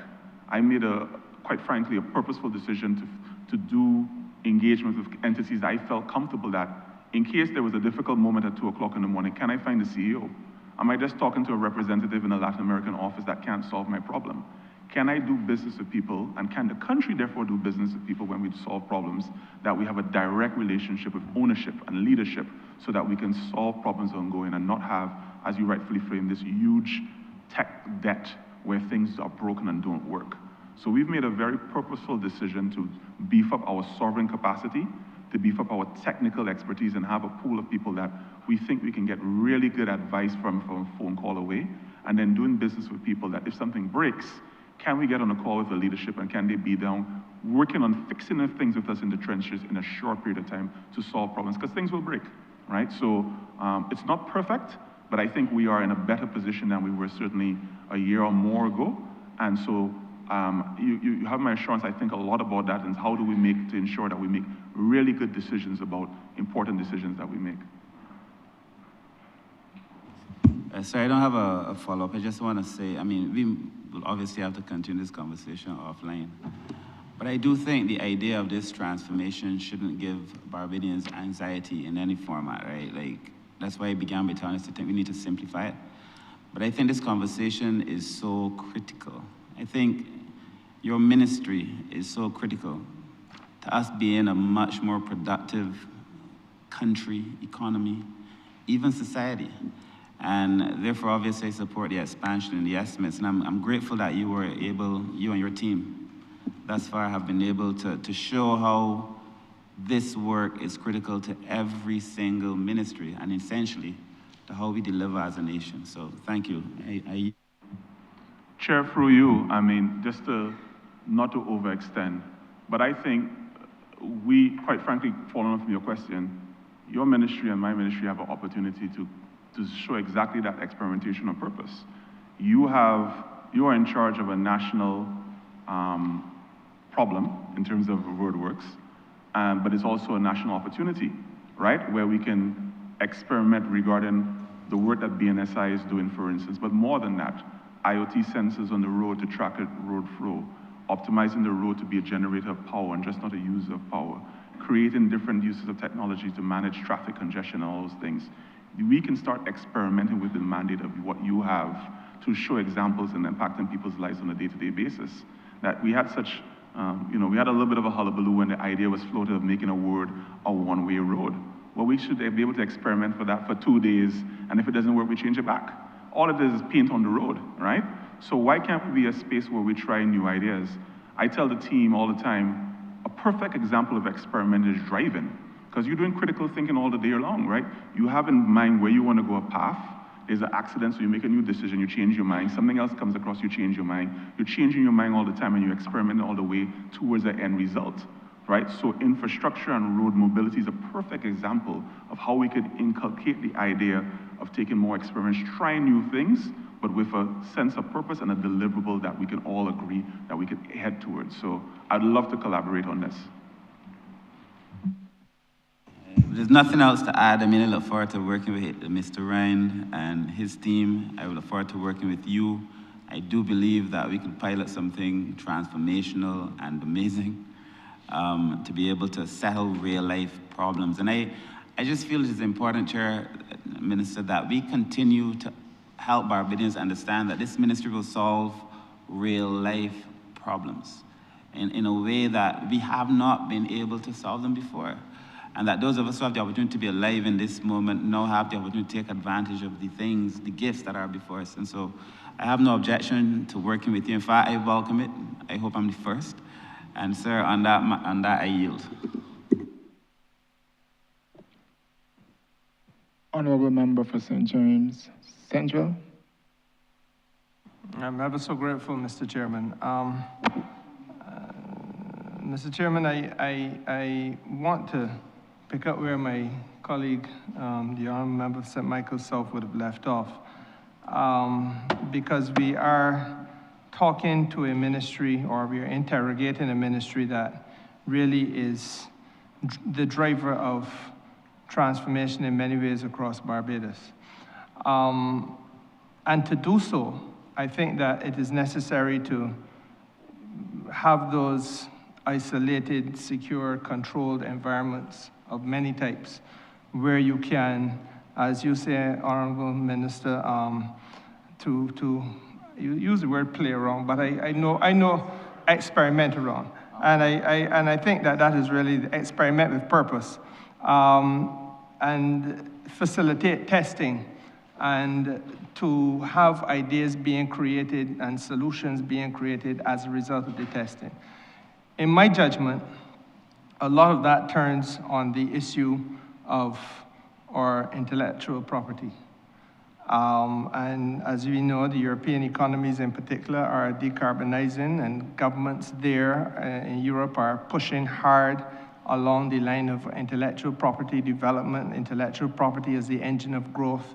And I am thinking, as I listen to you, that there is now we've now come to a point in Barbados where finally the language that we are speaking is the language that the so-called industrialized first world is speaking, so-called first world is speaking, at the same time we are no longer speaking a language that we grew up using, which is that we will use somebody else's technology and we will rely on somebody else to provide us and show us and teach us, et cetera, et cetera. So I wanted to invite you to share a little bit of your ministry's vision of intellectual property driving growth in Barbados. Yeah, that might have pipped Minister Humphrey as my favorite question. So prior to having the role I have right now as Chief of Staff to the Prime Minister, I presented a paper to her at the time of analysis I was thinking a lot about, is that there is a direct correlation, and the data is there, and I could share, the data is there to prove it. There's a direct correlation between the prosperity of small countries and the amount of IP that they register per capita. That small prosperous countries, Iceland, Singapore, Denmark, Norway, and small by population size, less than 5 million people or so, Ireland, they register incredible amounts of IP per capita in comparison to places that are not wealthy. Now, some of it might be self-fulfilling prophecies, right? Some of it may be virtuous cycles that are created. But what it drilled down to me is that to become prosperous as a small country, you needed to be solving more difficult problems that were first of the kind in solutions. That you had to spend a lot more time at the beginning of the market line. The market line has two ends, where you have the conception of a solution for the purpose of something new, and then you have the consumption of that thing that you've conceived of, right?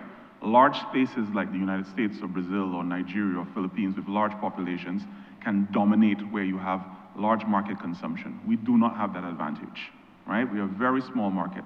So we need to play at the other end of that line, where the original concept is created, it is tested, it is regulated, it is registered, and then it's scaled to large marketplaces. And that's really the construct behind a lot of what we're thinking with Supernova Labs, a lot of what we're thinking with Giga, a lot of what we're thinking with these programs within NIS. How do we position Barbados to be a place where high-quality, world-class ideas are converted into products and services that are valuable in the global economy and exported out of Barbados to the world? And to do that, you have to become an engine for new intellectual property.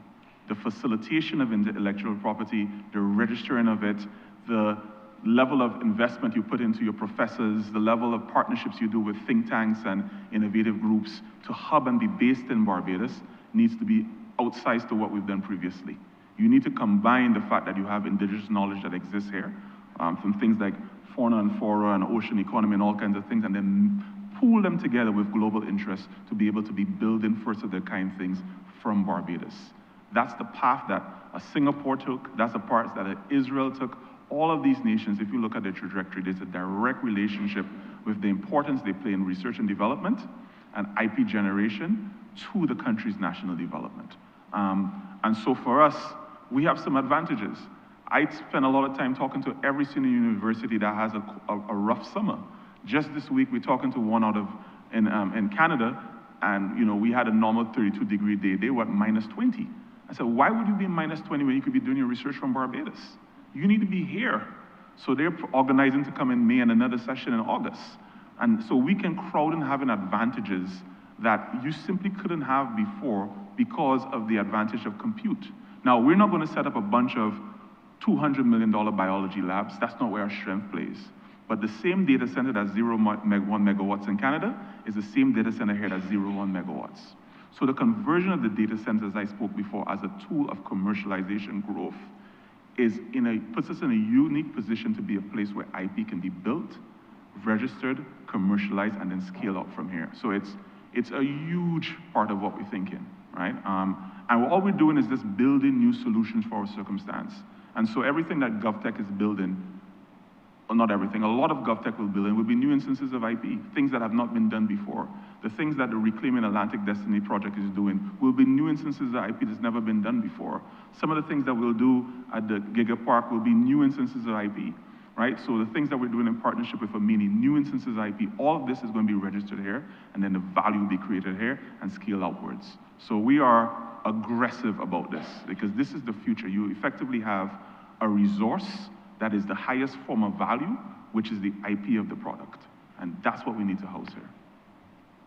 And I agree with you, Minister. I think that you've adequately answered the question of intellectual property as a growth engine in this country.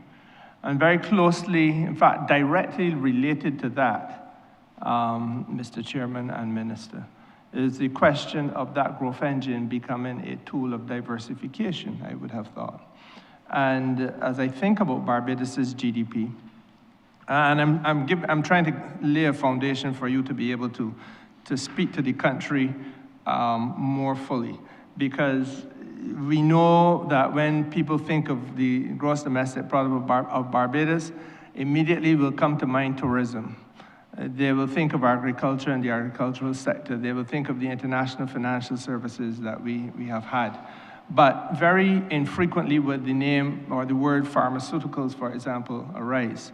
But as part of the intellectual property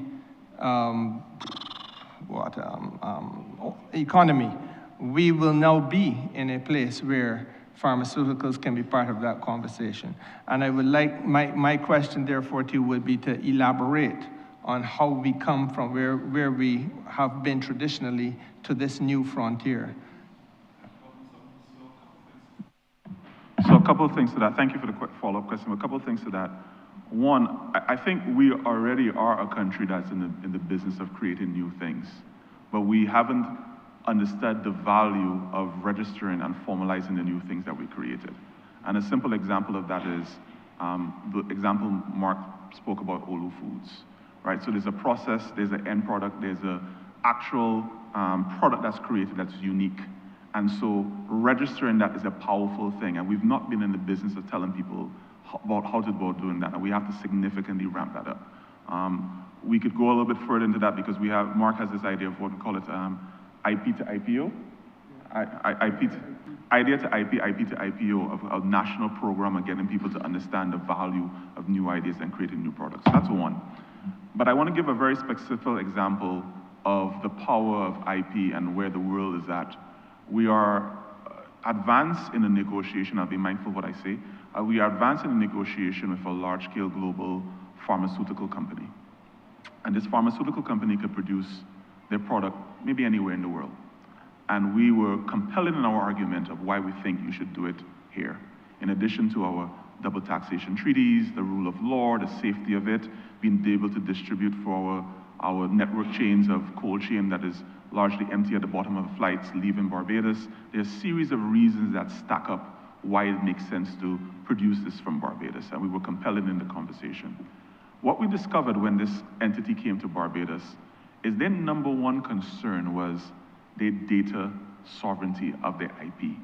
That in effect, what they travel with is, and I'm being a little glib, but for illustrative purposes, I'll say it this way. They effectively are traveling with a hard drive. And on their hard drive is their formula to making the medicine that they make. And so their number one concern is, how do we keep those formulas safe in a place that is new to us? What is your infrastructure around IP protection, data regulation? What are your data centers? What is your telecommunication infrastructure? How do we keep the thing that matters most to us is not the machine, is not whether, not the delivery van, it's the idea and the unique formula, the algorithm to making this end product. That's their highest form of value. And so ultimately, that's what companies are becoming. In effect, all your larger, major, wealthy companies in the world are becoming more and more tech companies. And these tech companies are guarding their IP, which is their algorithms and their processes. Now, in a small space, this is a transition that we have to take. But we're already doing that. But we just don't identify it as such. We solve problems that are interesting and unique all the time, but we don't register them as highly valuable things. We are, for instance, in the QEH, people are solving problems using machines in a way they haven't been used for because of scarcity. But they don't recognize that this new way of using the machine is actually valuable. And how can we convert that to IP for different scaling of a problem? We want to identify a pathway where Barbados becomes known for that, and we institutionalize that. Now, a huge component of that will become our relationship with the university. Both UE as it exists now, and ultimately United Colleges of Barbados, as well as other universities that we have partnerships with. The framework for existence of managing IP has to become a lot more sophisticated than it is right now, and you will hear a lot more from the ministry this year about the work around that. But it is the key component of what Minister Blackman talks often about, which is the knowledge economy, right? And knowledge economy is valuable through the registration of IP and us holding the data banks around IP and then optimizing that to global sales. I'm sorry if I got a little heady, but it's you know. No. I think I deliberately wanted to offer you an opportunity, as I said, to speak to the country more fully via the questions that are put. And I feel as you're a senior minister, I have a right to have a duty actually to do that, because you've spoken, for example, to intellectual property, and Mr. Chairman, I know I have a second question follow-up. This will be the second. Intellectual property as an engine of growth. And equally, we have looked at the question just now of intellectual property as a means of economic diversification. And the two things can be, that you can grow and have the diversification at the same time.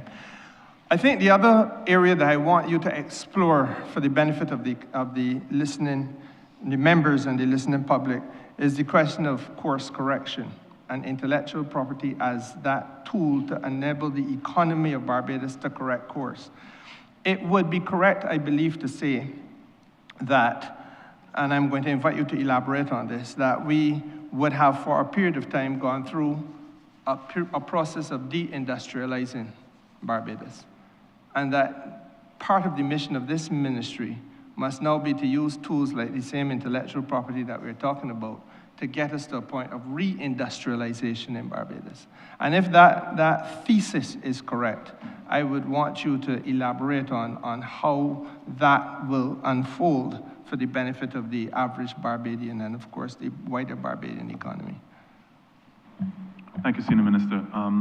The numbers suggest that your premise is correct, that Barbados, over a period of 30 to 40 years, maybe purposefully or not purposefully, made a decision to what is called deindustrialize. Deindustrialization is a technical term which means, in effect, less than 15% of your economy is industry-based. Our economy is around 12% industry-based. Now, in the late 70s, it was almost 30% industry-based. And so, with the advent of more advanced and sophisticated tourism, more advanced international business, those were fantastic things and did a lot of good for Barbados. But as I said earlier today, places like Singapore, which are obviously incredible models to follow, made very purposeful steps that you cannot be in the business of not having a strong industry. Industry provides you technical jobs that are a very specific segment of society, and it offers you a level of base resilience in case of difficult times that sometimes you need the ability to make things of your own that's important to you. And so being in the business of making things is important for all economies. And so while thinking about that, then you have to be pragmatic about not being able to make everything, because not everything is well suited to make for a population of 270,000 people on 166 square miles. You have to pick things that are suitable to your conditions, and as well that you have a base advantage to be able to make those things. And we're going to have to make some choices regarding that, and that's just the reality. And so my premise of thinking of the entire line of a sale is that our proposition on reindustrialization is that we have to get closer to the inception stage, the idea stage, the prototype stage, the research and development stage of a product, which is the highest form of the value, rather than a mass production level of the product. Because we don't have a billion people like China or India. We don't have 200 million people like Nigeria. Your rate and scale of being able to create mass production is less than larger economies. But you still need some sort of balance of value in terms of trade that you want. And there's some things, quite frankly, you make a decision to make for yourself, even though you don't make it cheaper than someone else. These are the decisions that we have to make in the stack around reindustrialization. So for us is, what are the core inputs that we require to make that decision for ourselves? It's going to be around compute.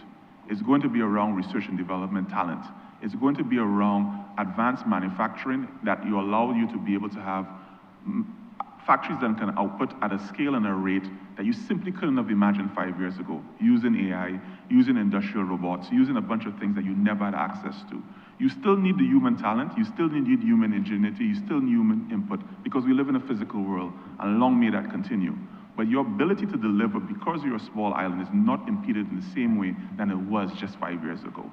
That's why we need to embrace the technology. That's why we need to redevelop our focus around education to be producers of high quality goods, to be producers of critical thinkers who solve problems that are valuable to us and valuable to the world. And that feeds directly into industry, right? And so the core construct of how we think about reindustrialization is how do we make Barbados a place where important things are made from? Important for us and important to the world. And then how do we make lots of money from the things that we make that's important to us and important from the world? And that is true to our values of sustainable living, as well as always prioritizing the value of labor and quality of life. That's really, really, with all the fancy language, that's what we drill down to. I want to thank you, Minister. Effectively, I hope that this has now demystified some of the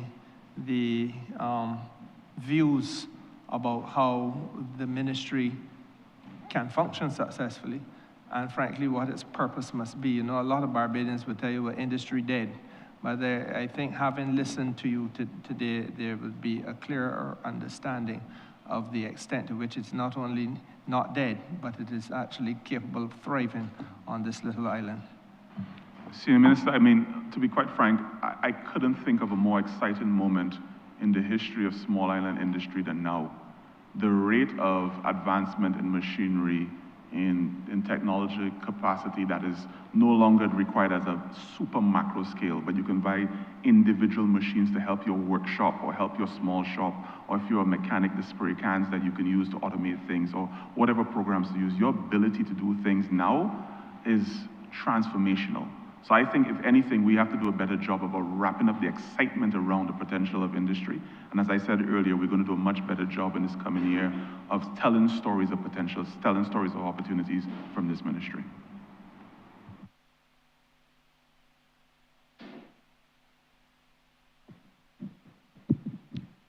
Thank you, Honourable Member for St. Michael West. Good afternoon, Minister and your team. As this is my first time speaking this evening, I would like to congratulate you and your team on the wonderful presentation that you have given us thus far, and for the work that you've continued to do in this ministry. As you said earlier, as you sit on the ledge of youth, I want to say that your youthful exuberance is very infectious. And I do think that most Barbadians, upon hearing your presentation today, will be very encouraged that you're doing excellent work in this ministry. With that said, I want to continue on the line of the questioning that my colleagues from St. James Central and from St. Peter engaged in as it pertains to standards. But I want to shift gears from the potholes of the roads and the highways to the drops and the outages of the information highway. I'm enthused by your ambitious agenda of strengthening e-governance across our ministry. Certainly, it's very important work to us and the public also. However, the success of your agenda, similarly like how energy and water are tantamount to data centers, the telecommunications infrastructure is important to your overall agenda. You know, it's very vexing to our grandparents when they're watching TV that the TV, the signal goes out, and they can't understand why the TV and the phone and everything is interlinked. And when you try to explain to them that it's just the efficiency in the way in which our telecommunications providers transmit data and it saves bandwidth, they don't care. They want to go back to the 80s and 90s when I had STV. But that is a vexing issue to them, but the truth is that it is a vexing issue when we have outages and drops on our cell phones. It does impact our productivity. So as a former engineer in the US, I could tell you that there are FCC regulations that govern how wireless carriers have to publish data.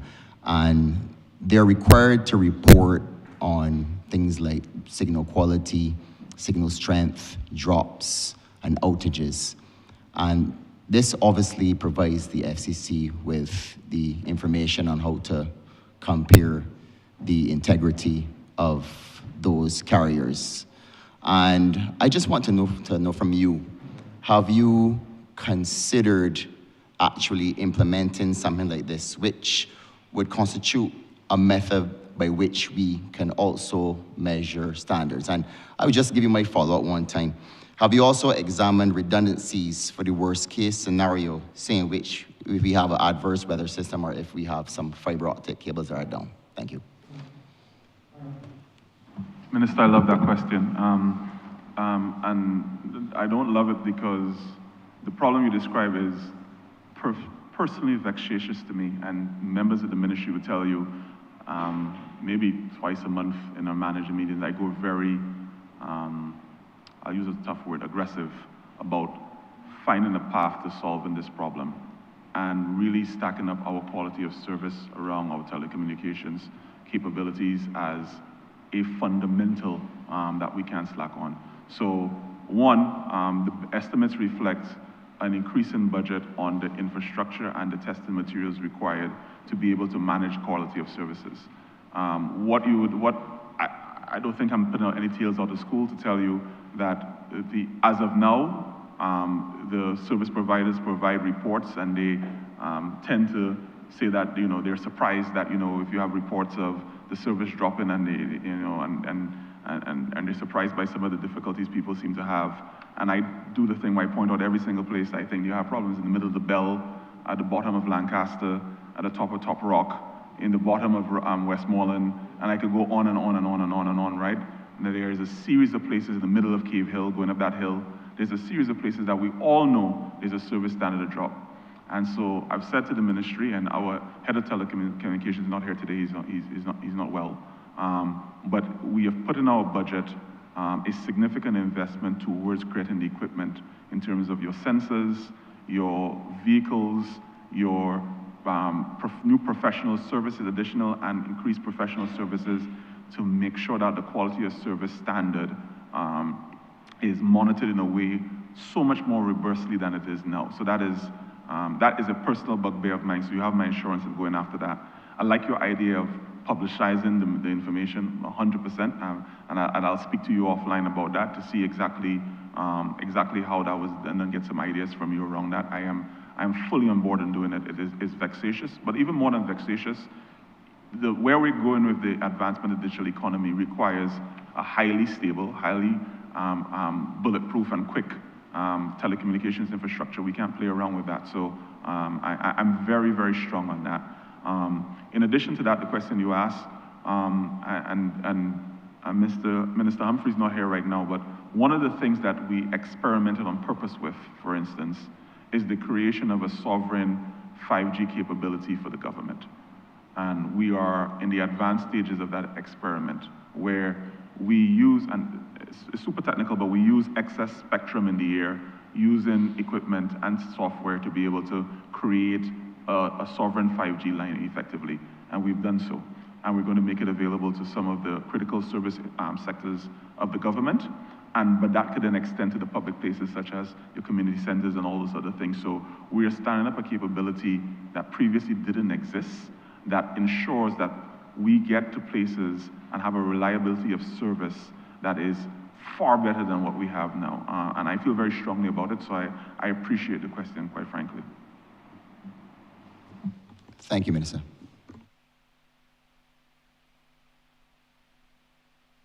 Thank you, Honourable Member for St. George South. All right, thank you, Mr. Chair. I'm back again. I just want to, this is my last question for the day, hopefully. I just want to zoom in on an area of job creation. And, I've had some meaningful discussions with members of the team, BIDC as well as the minister. And I believe that this ministry, call it will mostly create high-tech, creative, and what I call innovative focused jobs. And whereas in some other areas that are designed to hire people, I think this ministry is meant to grow the economy through skills and technology, ecosystem. But I want to ask a question as it relates to the innovative initiatives and in terms of, the fear of the public saying to us that we talk a good talk, which we do, but we have actions too. But I'm asking you to tell us this evening, I know the hour is late, but tell us this evening, give us a breakdown if you can, of exactly what frontiers are you pushing to create jobs, like I mentioned, high-tech, the innovative technological base and creative jobs. It's a simple question, but it is loaded, and you understand where I'm coming from. For the fear of persons say, yes, we get in the ministry, we have, 20-something million for Future Barbados, $33 million. But where are we going in terms of job creation? I know you have the answers, but I want the public to hear, what BADC is doing, Future Barbados, and this ministry on a whole in terms of job creations and the new frontiers that we are pushing. Thank you, Mr. Sana. First thing, let me just correct. Future Barbados probably love to have $30 million, but they don't. But jokes aside, you framed it out as the ministry going to focus on high-tech jobs, and there's some truth to that, right? There's going to be a percentage of the jobs that are going to be created are, in effect, going to be the first time some of these roles were ever had in government before. So solutions architects and advanced network engineers and AI and automation kind of roles and all types of things that didn't previously exist. And there'll be a need for those things over the next year or two or more. Cybersecurity, was sitting down to my left, is going to be hiring people in all types of roles that previously the ministry and the government and the country never needed, right? And there's going to be part of the infrastructure the country requires around skills. And so there's going to be a lot of that. And in addition to the hiring specifically, our framework is already around creating opportunities. I gave a specific example earlier around, and I called his name Christian Payne, I'll call it again. And we want more examples of that, where service providers and owners of small companies can be service providers and build things that then add new value. And so there'll be a lot of that, right? A lot of areas of focus around that. I've mentioned a number of times during this conversation that we're going to have to significantly increase the amount of dialogue and public education and engagement that we do. So content producers, creative persons, there's going to be a lot more of what we're doing. We have to engage with people not only via social media, we're going to have to engage in them physically. So you have event producers and performers and all types of different things. You're going to be creating a vast array of new, fresh jobs for a large population of young persons and new persons. But I wouldn't want the public to see that as only what the ministry does, because there's a fundamental component of the ministry that is driven by elements that already exist.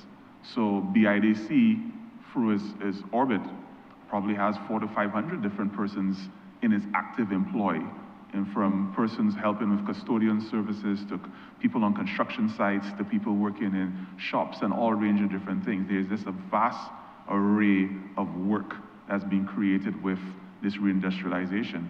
As Mark Hill framed out, there's going to be the need for electricians and plumbers and engineers in a way that we've never had before, right? You're going to need welders, and you're going to need all types of different things, managing networks and skill sets that at a scale that you didn't need before, right? You're going to need people who are able to manage components of our build-out that you never saw before. Mark Boyce with GovTech spoke on the need of significantly ramping up the amount of people that are working for GovTech. So you're going to have people who are doing user designs and surveys, people who are asking people questions about their customer experience, people who are designing websites, who are graphic designers and motion designers. You're going to need a variety of skills that is a wide array of skills. It's not going to be not just high tech.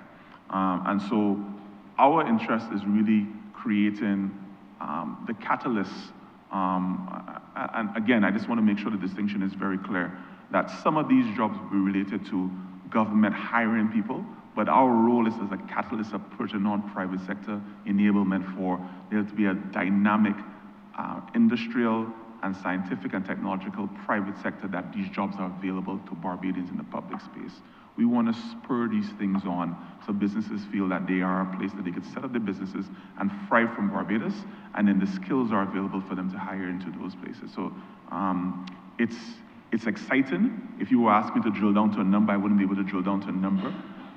But the idea is to create certainly hundreds of opportunities this year and ramp that up over the next 4 years to 2013 to thousands of opportunities that are created from the work that we're doing. I forgot a critical one. I mentioned a project before, which is Reclaiming Our Atlantic Destiny, and some of the members in here are intimately aware of it. That project alone, I think maybe like 150 people are working on that project, right? So from the digitization of it to kids working in the labs and building software programs to people managing the actual indexing and the clearing of it, and people who have in roles that never existed before. I have a personal experience of someone who was previously a nail tech, and they've been trained up to be a conservator of paper-based records that are 400 years old. And then you have the British Museum chief archivist coming to Barbados being blown away. Then how did you uptrain someone who was previously a nail tech, never dealing with paper-based records to the point where they can manage those things in a short period of time? So we're doing outstanding things here in the areas of new capabilities, and our role is to have a lot, just more and more and more of those. Thank you, Mr. Minister, and through you, Chair, I did say that your ministry will not be focusing on harm people per se, but to grow the economy through the technological ecosystem. I did say that, but it is often good, and I mentioned in my previous intervention the whole notion of utilizing GIS, and I heard you know how I feel about you. I heard you just answered my question. But we can talk, you and I understand where we are going as a country, where we are going as a government. But we have to get this information to the public. And I think that is our weakness. You spent the day, sir, and I'm impressed, not only today, but before, since 2018 when I met you. But I don't think that the country knows what are the opportunities that will be presented to them, to the young people. And I think I am not critical of you. I'm very supportive of this ministry and this government. But I think that is one of the things that we have to improve upon, to let our young people know that there are opportunities out there through this ministry, not by you hiring, but by the use of the technology, the innovative and the technological ecosystem that you mentioned, whether it's through Future Barbados, it's through GovTech, it's through whoever. But I think you need to find that platform to allow the citizens of this country, the public, because you're not talking to Parliament, but you're speaking to the public. All right? We are sold on it already. And that is all I have to say, Mr. Chair. But I congratulate the ministry wholeheartedly on the work that you are doing, sir. Keep up the good work, you and your team. Blessings.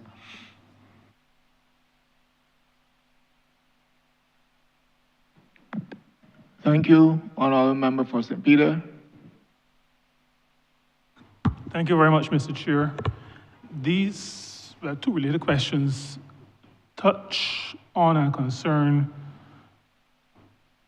the way people, and many of the people who I represent, see life, so that the amount of technology and the advances in technology are often viewed with a certain degree of suspicion.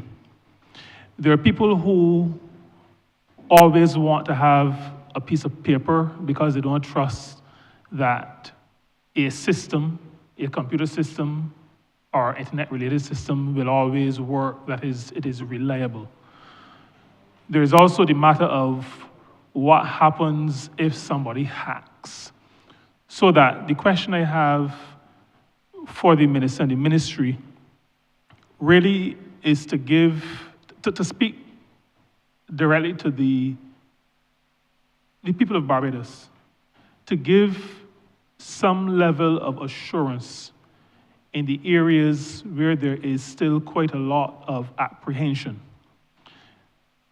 That is to say, the area of cybersecurity, and I'm not asking you to divulge any sensitive information, but just that we keep hearing a lot about hacking in all kinds of places in the world and in our own country. And there are people who would like to hear from the ministry that you have systems in place, that you are comfortable, that we are as protected as we can be, that is in one situation. And I think a colleague earlier spoke to disasters. What happens if a hurricane passes through? Are we comfortable that we will have the information? There's still quite a number of Barbadians who remember the monkey and the electricity outage, and it is still referred to from time to time. On that day, very few people could work. And so these things come up as we engage with constituents, as we engage with others across the country. What is the ministry able to say to bring some level of comfort or reassurance or assurance to the people who may have these concerns? Thank you for that, Minister. So a couple of things to that.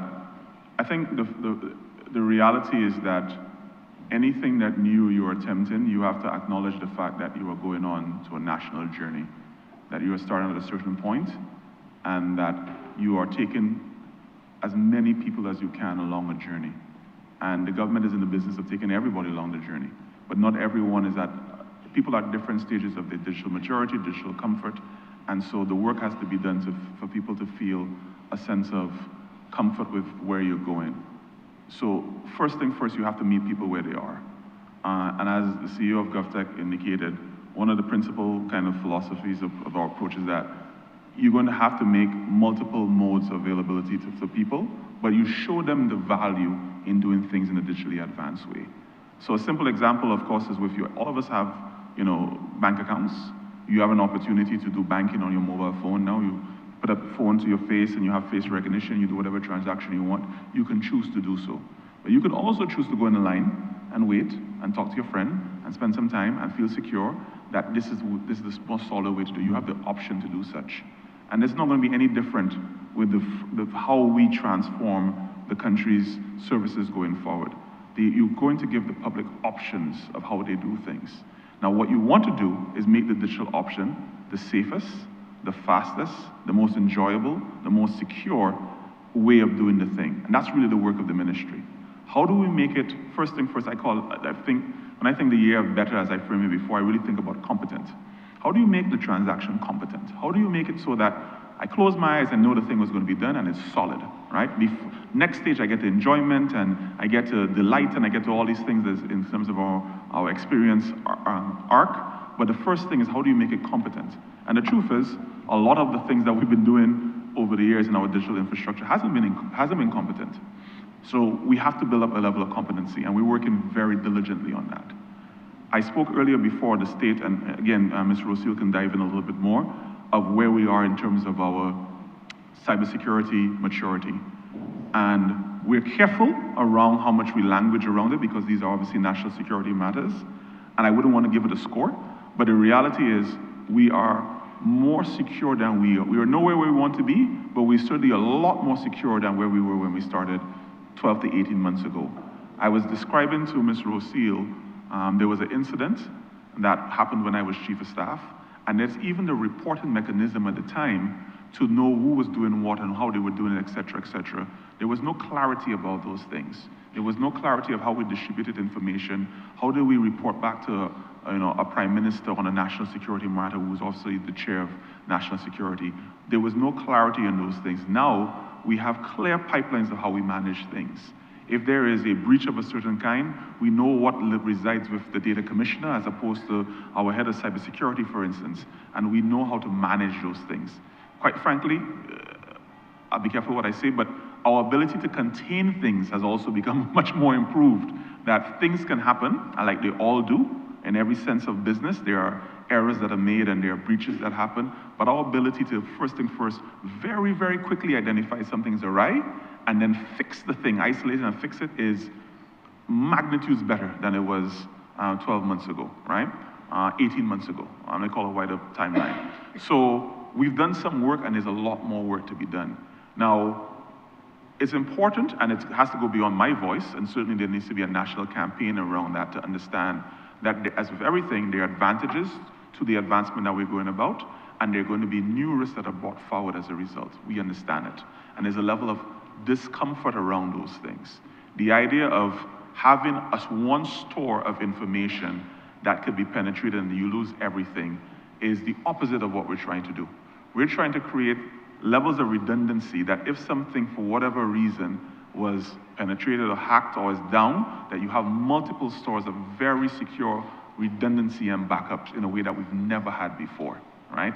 And so we're creating layers of redundancy that allows smooth transition where things are down in a way that we simply didn't have before. And that's compounded by the fact that, of course, that we're an island.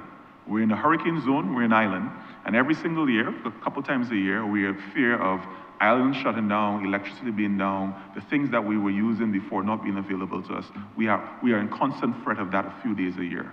So we need infrastructure that is designed for that. So our redundancies are our electricity, our redundancies are our telecommunication, our ability to use satellite data information in a way that we didn't use before to keep communication, our ability to have documents stored in the cloud and access in the cloud in a way that we didn't have before. These are the things that we're building out to be able to be effectively always on. You want how data centers are measured in terms of the tiers is an ability of having uptime. And so when you hear a tier 4 data center, it's a data center that's up for 99.9% of the time. That's what you're targeting. Systems that allow you to be up and have low levels of downtime so people could be free to do their business. And that's what we're building. Now, to get the country to believe it, we have to do more than say it. We actually have to build it. And it has to be real, and it has to be tangible, and it has to be part of the life, and they see the benefit of it. So what Minister Gibbs was saying about call dropping, we need to eliminate those things so people believe that we actually have the redundancy space and we're highly competitive and highly competent. What Minister Nichols was saying about not being able to use his driver license, we need to eliminate those things so people have confidence in the system and believe, yes, we can in fact do these advanced things. And that's the work that we're doing right now. So your concerns are fully part of what we think of the work every single day. We want to connect with impact. We don't want to do things just for the sake of ticking boxes and being shiny. Therefore, how do we get Barbadians to have a sense of confidence that the things work? And once they have a sense of confidence, then we could do some interesting and even more dynamic things. But the first step is really around how do we be highly competent in the work that we're doing. I don't know if Ms. Rosil, you want to add anything? I went on a little bit long, sorry. You don't want to add anything? All right, thank you very much, Minister. I believe that those who are hearing, who are listening, will be assured. I like the fact that you indicated you use 99.9%, which speaks to 1 in 1,000 possibility of not working, so that we are realistic about systems, but can be assured that we are doing the best we can and improving all the time. I'm just hoping that what you've shared with us is embedded in the work of the ministry. And I say that only because, and I speak deliberately, carefully, the matter of redundancy. I know there have been at least one time in the past where we thought we had and we didn't. So that I just wish to say that not just at the level of the minister, but throughout the ministry, there has to be a serious appreciation of what a slip-up can cause for a country. And we have to understand that. I mean, we're not going back to paper, but we have to make sure that the systems we build are as whatever proofed as is possible. But thank you very much for your interventions and the interventions of your ministry, and I believe that many Barbadians will recognize that we are really moving forward and aiming for the gold, as my predecessor as Member of Parliament used to say. Thank you. Minister, if I just add on to the end, is one of the, and I alluded to at the beginning of a lot of what we started in the first few months was really around firefighting and getting a lot further away from firefighting on a day-to-day basis and more thinking about strategy and long-term development. The reality of the work that this ministry is in charge of is that if an infrastructure, which is digital, is down for a microsecond, I know it instantaneously. If something is manual and is down, or analog and is down, you have a lag between the knowledge of the thing not working and it working. If it's digital, it's instantaneous. I know when the call dropped. I know when I couldn't get in my bank app. All these things happen instantaneously. So there's a pressure for the level of redundancy around digital platforms that there isn't in a way for analog platforms. And that's the burden that we have, and that's the responsibility that we have. And there's a direct relation between a country's ability to be resilient and have multiple versions of a thing, 2, 3 versions of a thing, with it being able to be prosperous, right? So we understand that we have a role to increase prosperity and using that to increase redundancy. So it's almost this virtuous cycle that we're trying to create to empower us to have more redundancy and have more skills, 2 or 3 skills that we need, 2 or 3 of a system that we need so that the thing never fails and to the point of having 99% uptime. We can only do that if you have a surplus of revenue to justify you having those things.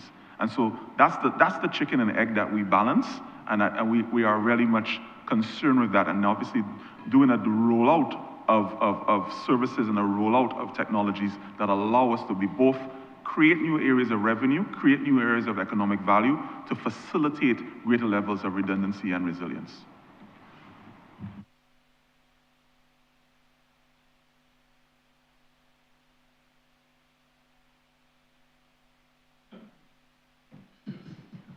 Honourable Member of St. Michael Southeast. Mr. Chairman, I beg to move that you do not report progress to His Honor the Speaker and beg leave to sit again. Beg to second that. The question is that I do not report progress to His Honor the Speaker and beg for leave to sit again. All honourable members in favour, say aye. Honourable members against, say no. Methinks the ayes have it.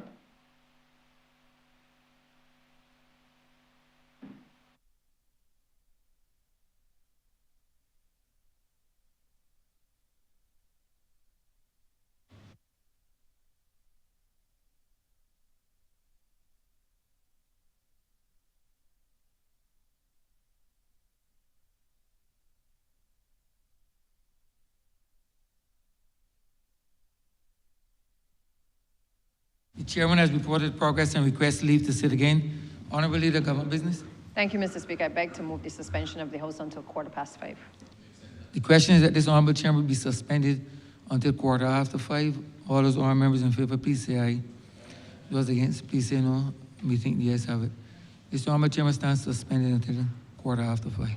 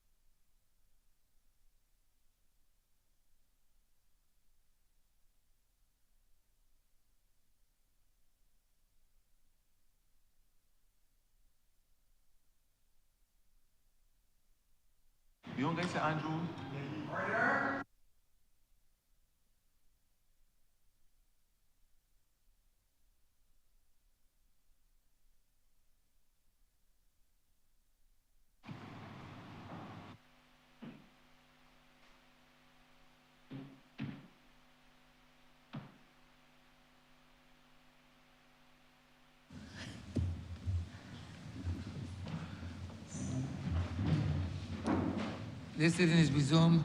We revert to the Standing Finance Committee and debate, the continued debate on the Appropriation Bill 2026.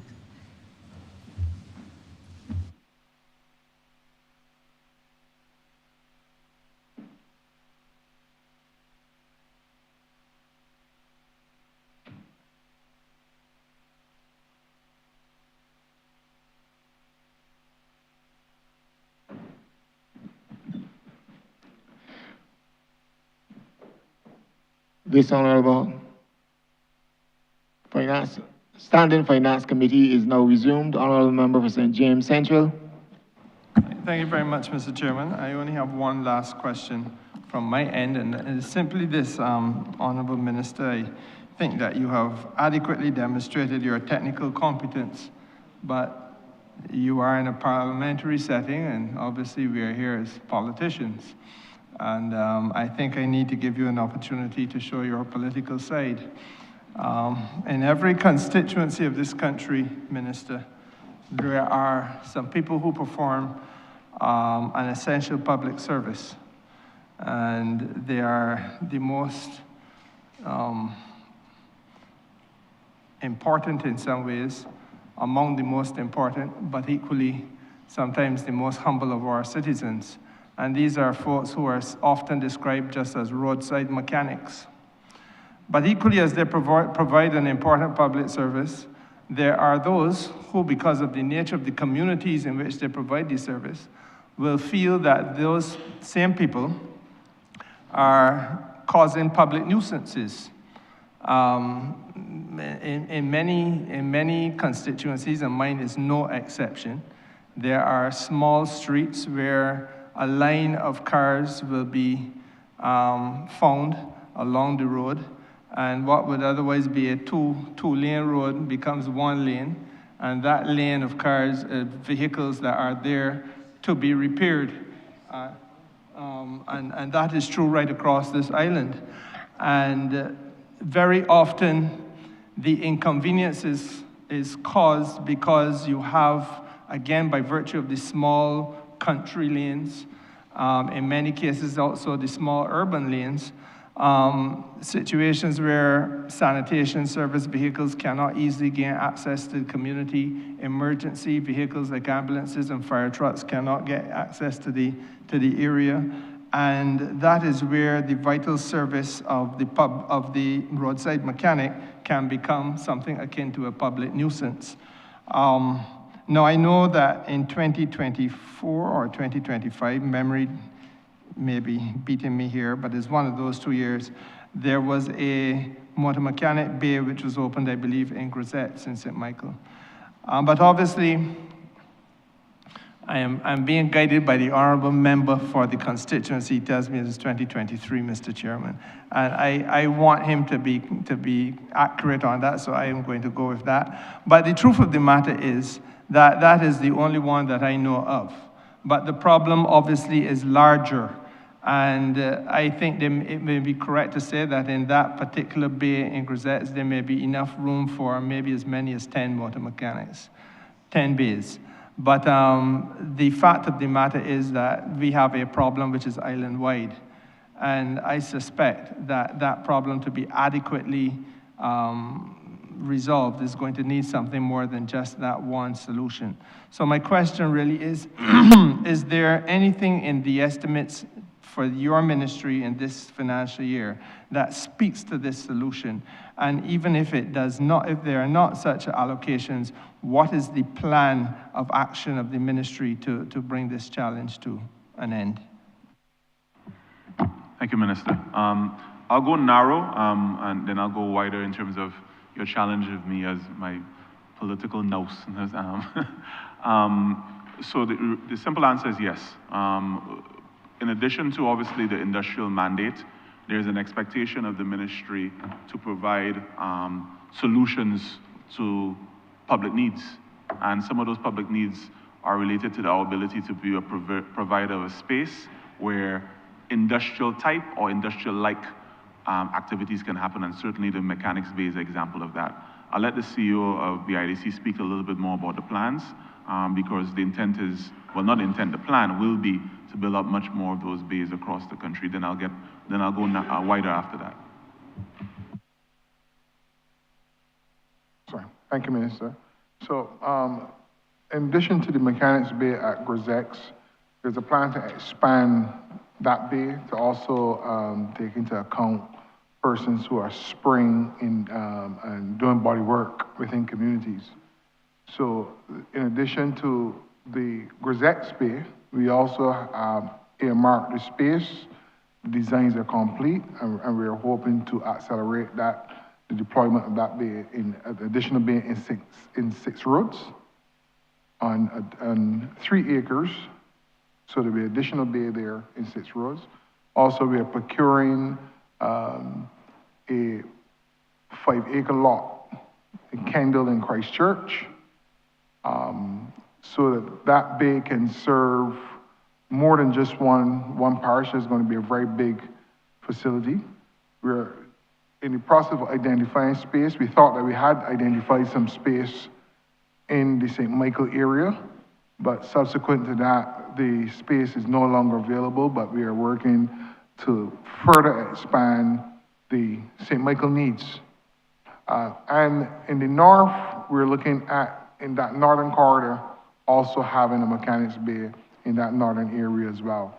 So we understand the need, not just in terms of car repairs, but also car storage, because one of the real issues, even at Grisex, that we found is that sourcing parts, for example. So a lot of cars that are in the island, a lot of parts may have to come from overseas, and it's taking around 3 weeks, 4 weeks sometimes to get parts in. So there's a lot of, in the existing bay, a lot of space is being taken up with cars that are being waiting to be repaired because they're waiting on parts. And so therefore we're looking at alternative stacking solutions so that we can park cars vertically to keep the bays and the footprint as small as possible. So this, we understand, is a critical part of development. We have a very well-developed motor racing sector as well. And it's coming back to sports. And in fact, the mechanics bays is very often used just before rally come up to prep and to prepare cars for rallying. So the need is great, and we are systematically seeking to meet that need with both designs that have been done in-house by internal designers and also to working with external designers. But what we're doing is sitting down with the mechanics, getting their feedback to improve on the design of the existing solution that we put on the table so we can continue to improve the experience for the mechanics. Thank you very much. Senior Minister, just before you go, and so there's a consistent theme about how we think about our role in this impetus around digital development and reindustrialization, but I'll narrow in on reindustrialization. And I alluded to it before, but I'll drill down a little bit more. Seeing how you framed the beginning of the question is really around optimizing the parish economy. And different parishes have different needs. And some of those needs are going to be, or rather needs and opportunities. Some of those are going to be specific to geographical conditions. Some of those are going to be related to what traditionally was done in this space or advantages that they have. And some of them are going to be things on the basis of needs of large amounts of a problem that exists that we can find an industrial grade solution for, right? So in St. Michael, of course, there's the vast majority of where cars exist, parked, and therefore you'll have the vast majority of wayside mechanics and roadside facilitation on it. So we need to significantly beef that up. You know, that would also remain true, also hold true for Christchurch and of course St. James which you represent and I live. So the needs are, we are understanding that part of our role will become in providing industrial scale level solutions to localized problems. That goes beyond just cars, and I know you asked for that question, but you are aware of, we are engaging, for instance, in the market interruption strategy around food, right? So how can we position ourselves with the Food Science Center and a disaggregated attempt through markets and different providers to reach communities, to provide them with better options for cost-effective food choices through our industrialized processes. So we think a lot about that. We think a lot about how do we get into constituencies, how do we get into communities, how do we get into villages, and how do we affect people to ensure that their life is better with an industrial scale solution. Cool. Thank you, Minister. I do understand the approach given, the approach taken. I think you may have skirted, and perhaps unintentionally so, the when. And for those of us who are representing constituencies where the pain of the inconvenience to constituents is being felt. And there's a balancing act, because even as my constituents will speak to me about the inconvenience, there are obviously constituents of mine who are using the same motor mechanic. So, or mechanics plural. But because it is not in my constituency one or two cases, but more, I believe that it is an issue which certainly caused me to look around wider Barbados. And I was satisfied that I see a similar problem, and obviously I could not tell you to what degree, but I see a similar problem in almost every constituency that I have examined. And therefore, I think that you're confronted with a national issue that may require you to look at zones. And in an effort to make sure you adequately capture. I listened carefully to your explanation, and I genuinely feel that you come across as recognizing that St. Michael may have far more vehicles, which is probably true, and St. James and St. Philip. But the reality is that if I talk to the Honourable Member for St. George, North or South, I am sure they will tell you that they're experiencing the same challenges too. So it is perhaps useful to look at that approach. I want to take the opportunity, though, just to congratulate you on your team on the idea of storage of vehicles, especially if you're going to do it vertically, because it enables us to reduce the land demand that we have to have on these matters. But with those, I don't know if you want to speak to the question of when, though, because that is really the burning issue for most of us. How soon will we see more of these being rolled out? Well, the ones that the CEO, thank you, Minister, the ones that the CEO Hill spoke about are within this financial year. So the intent was for those things to exist. The truth is, again, at risk of brainstorming in a public space, perhaps in a slightly dangerous way, when you were speaking, it gave an obvious path of thinking of a public-private partnership around build out of those things at a faster scale. They may be individuals who have land and the individuals who are in the business of doing body work and those things that can be partnered with for the purpose of creating those things in a way that's not entirely dependent on the government purse. So maybe, again, with the CEO being here, we'll do some work on challenging and see how we could scale up those numbers in a more expeditious way. But the ones that he mentioned are certainly expectations to happen within this financial year. And certainly I think that is a useful approach for us to explore. And I am one MP who would not mind engaging with you in that type of conversation if you're looking to try to find people in the constituency to partner with. Because as I said, I suspect that it is a problem right across the island. I'm obliged. Thank you, Honourable Member for St. James Central. We go to Honourable Member for St. Andrew, and at the end of his contribution and questions, Minister will come to you for the wrap-up. Thank you, Mr. Chair. I will not be very long. I actually wrote this question down early in the week, and I ask it to another ministry, but I'm glad that I am here with the right persons now. This morning, Minister, one members of your team mentioned that they're working on standards to develop more resilient designs for our roads, and made the point that our roads are under tremendous pressure, more heavier trucks, more vehicles, and then you have the weather conditions. But my question this afternoon has to do with the existing building codes. Those codes would have been developed back in 2013, I believe, or so.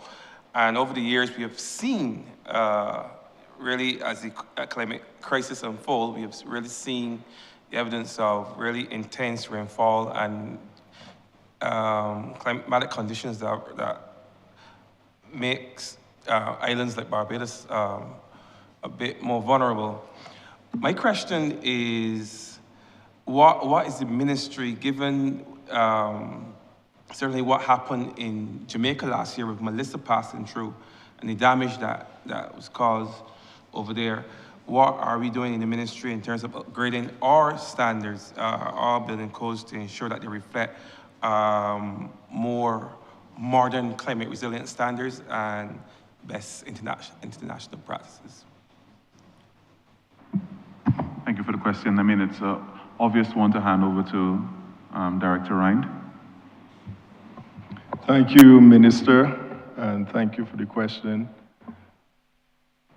What happened in Jamaica through Melissa was absolutely horrible.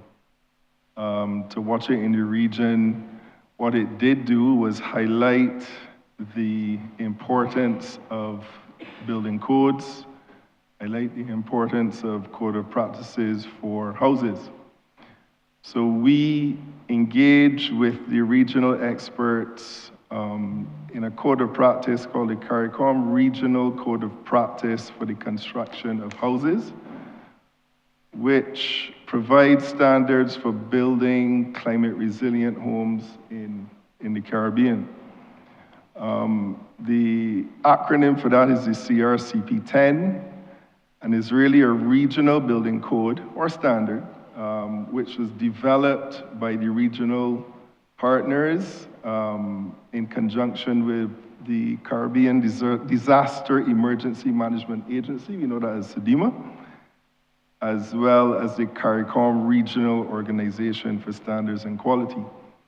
Now, this particular code, we did extensive work on it, and it was one of the suite of standards which we were able to adopt nationally in our Gazette.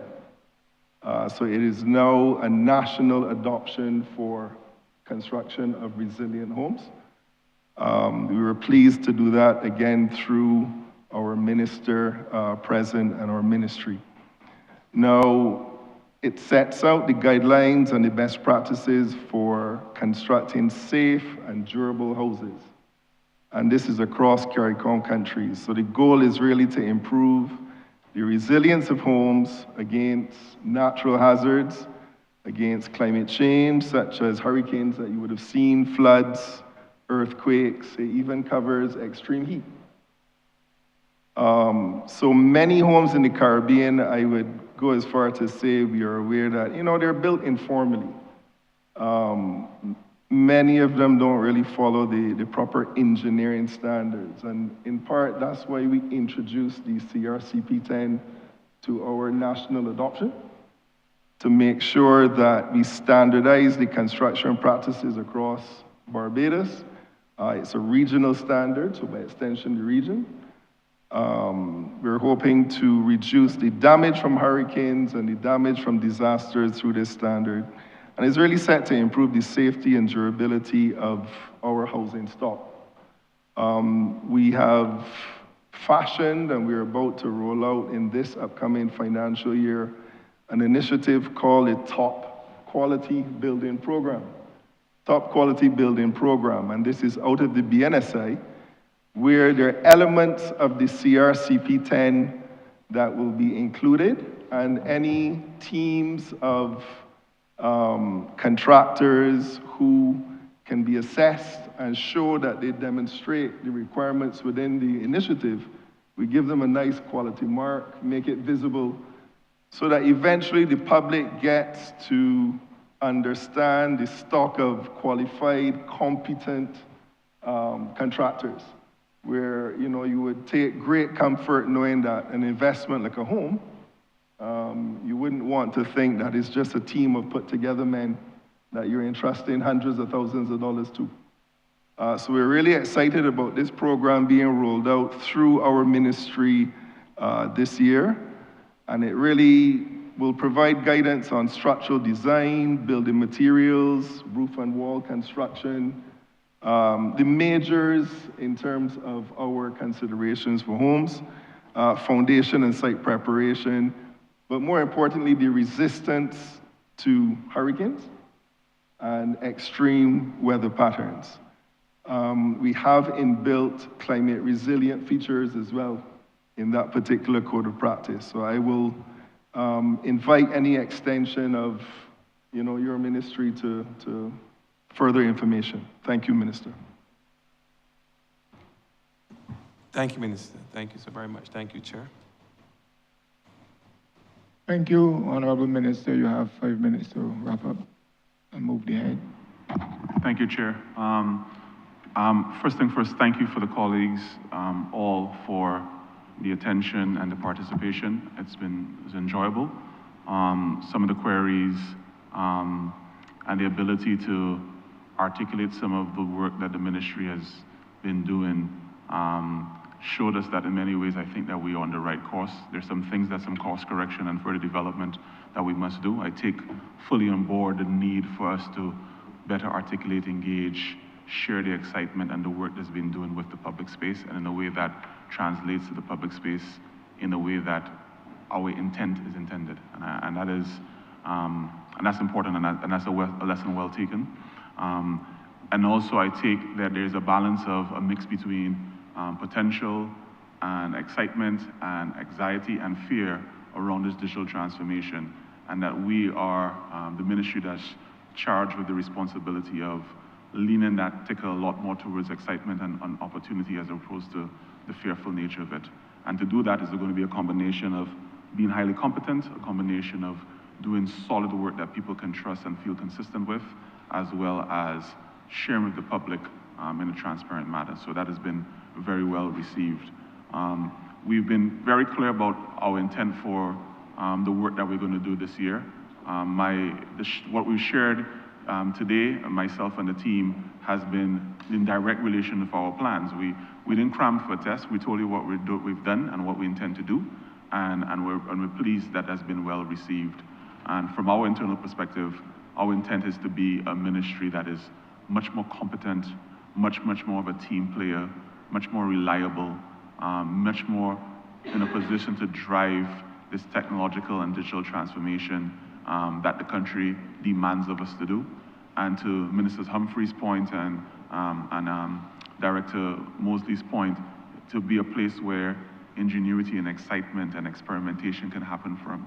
And to other colleagues' point, to be a space where we optimize the quality of human life while using technology to its fullest. So we understand that. So many of the questions have been around standards, which was a little bit of a surprise to me, but it's great. Because ultimately, if we are to achieve this status of becoming world-class, now world-class is a standard. And so we have to set benchmarks, we have to set targets, we have to put infrastructure and monitoring devices in place and people in place to make sure that every single day we take a step further to the target that we've set and we don't regress. So that has been extraordinarily well received, and there will be a reflection of how we do our work in the next year that reflects that. Also well received from Minister Jordan is the idea of redundancy and talking through and actualizing redundancy, especially in an area where people have so much trepidation about what gets lost in case digital systems fail. Again, that was very well received. But although we spoke a lot about the ministry, the reality is that the work that we talked about today is really not about transforming and reforming the ministry. It's really around kind of imagining and building the future of Barbados, and a future where we become this global digital hub and this global innovation hub, a place where public services are simple and fast and human-centric, a place where investors, both local, regional, and global, feel very safe in putting their money, and their money works for them with a level of certainty and a level of high return, and a place where the next generation of Barbadians and human beings, quite frankly, see great opportunities for them in the areas of innovation, science, and technology. And we are wholehearted with our desire to make that a reality. It's going to take effort, it's going to take work. There'll be mistakes that are going to be made along the way. We'll try to limit those as much as possible, and we'll be transparent and honest with the lessons learned. And the idea is, how do we then engage as many partners as possible, individuals who are highly talented, young startups, the third sector entities, global academic institutions.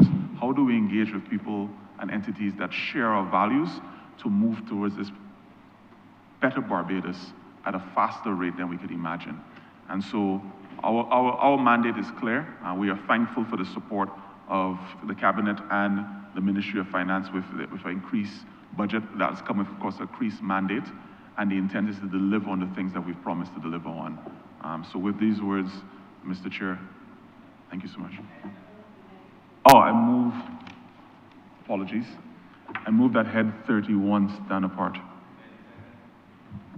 The question is that head 31 stand apart.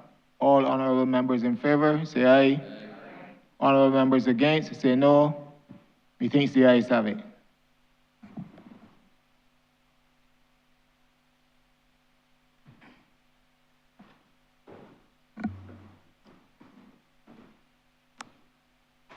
Honorable member for St. Michael Southeast. Thank you, Mr. Chairman. I beg to move that you do now report progress to His Honor the Speaker and beg leave to sit again. I beg to second. The question is that I do not report progress to His Honor the Speaker and beg for leave to sit again. All honorable members in favor, say aye. Honorable members against, say no. Methinks the ayes have it.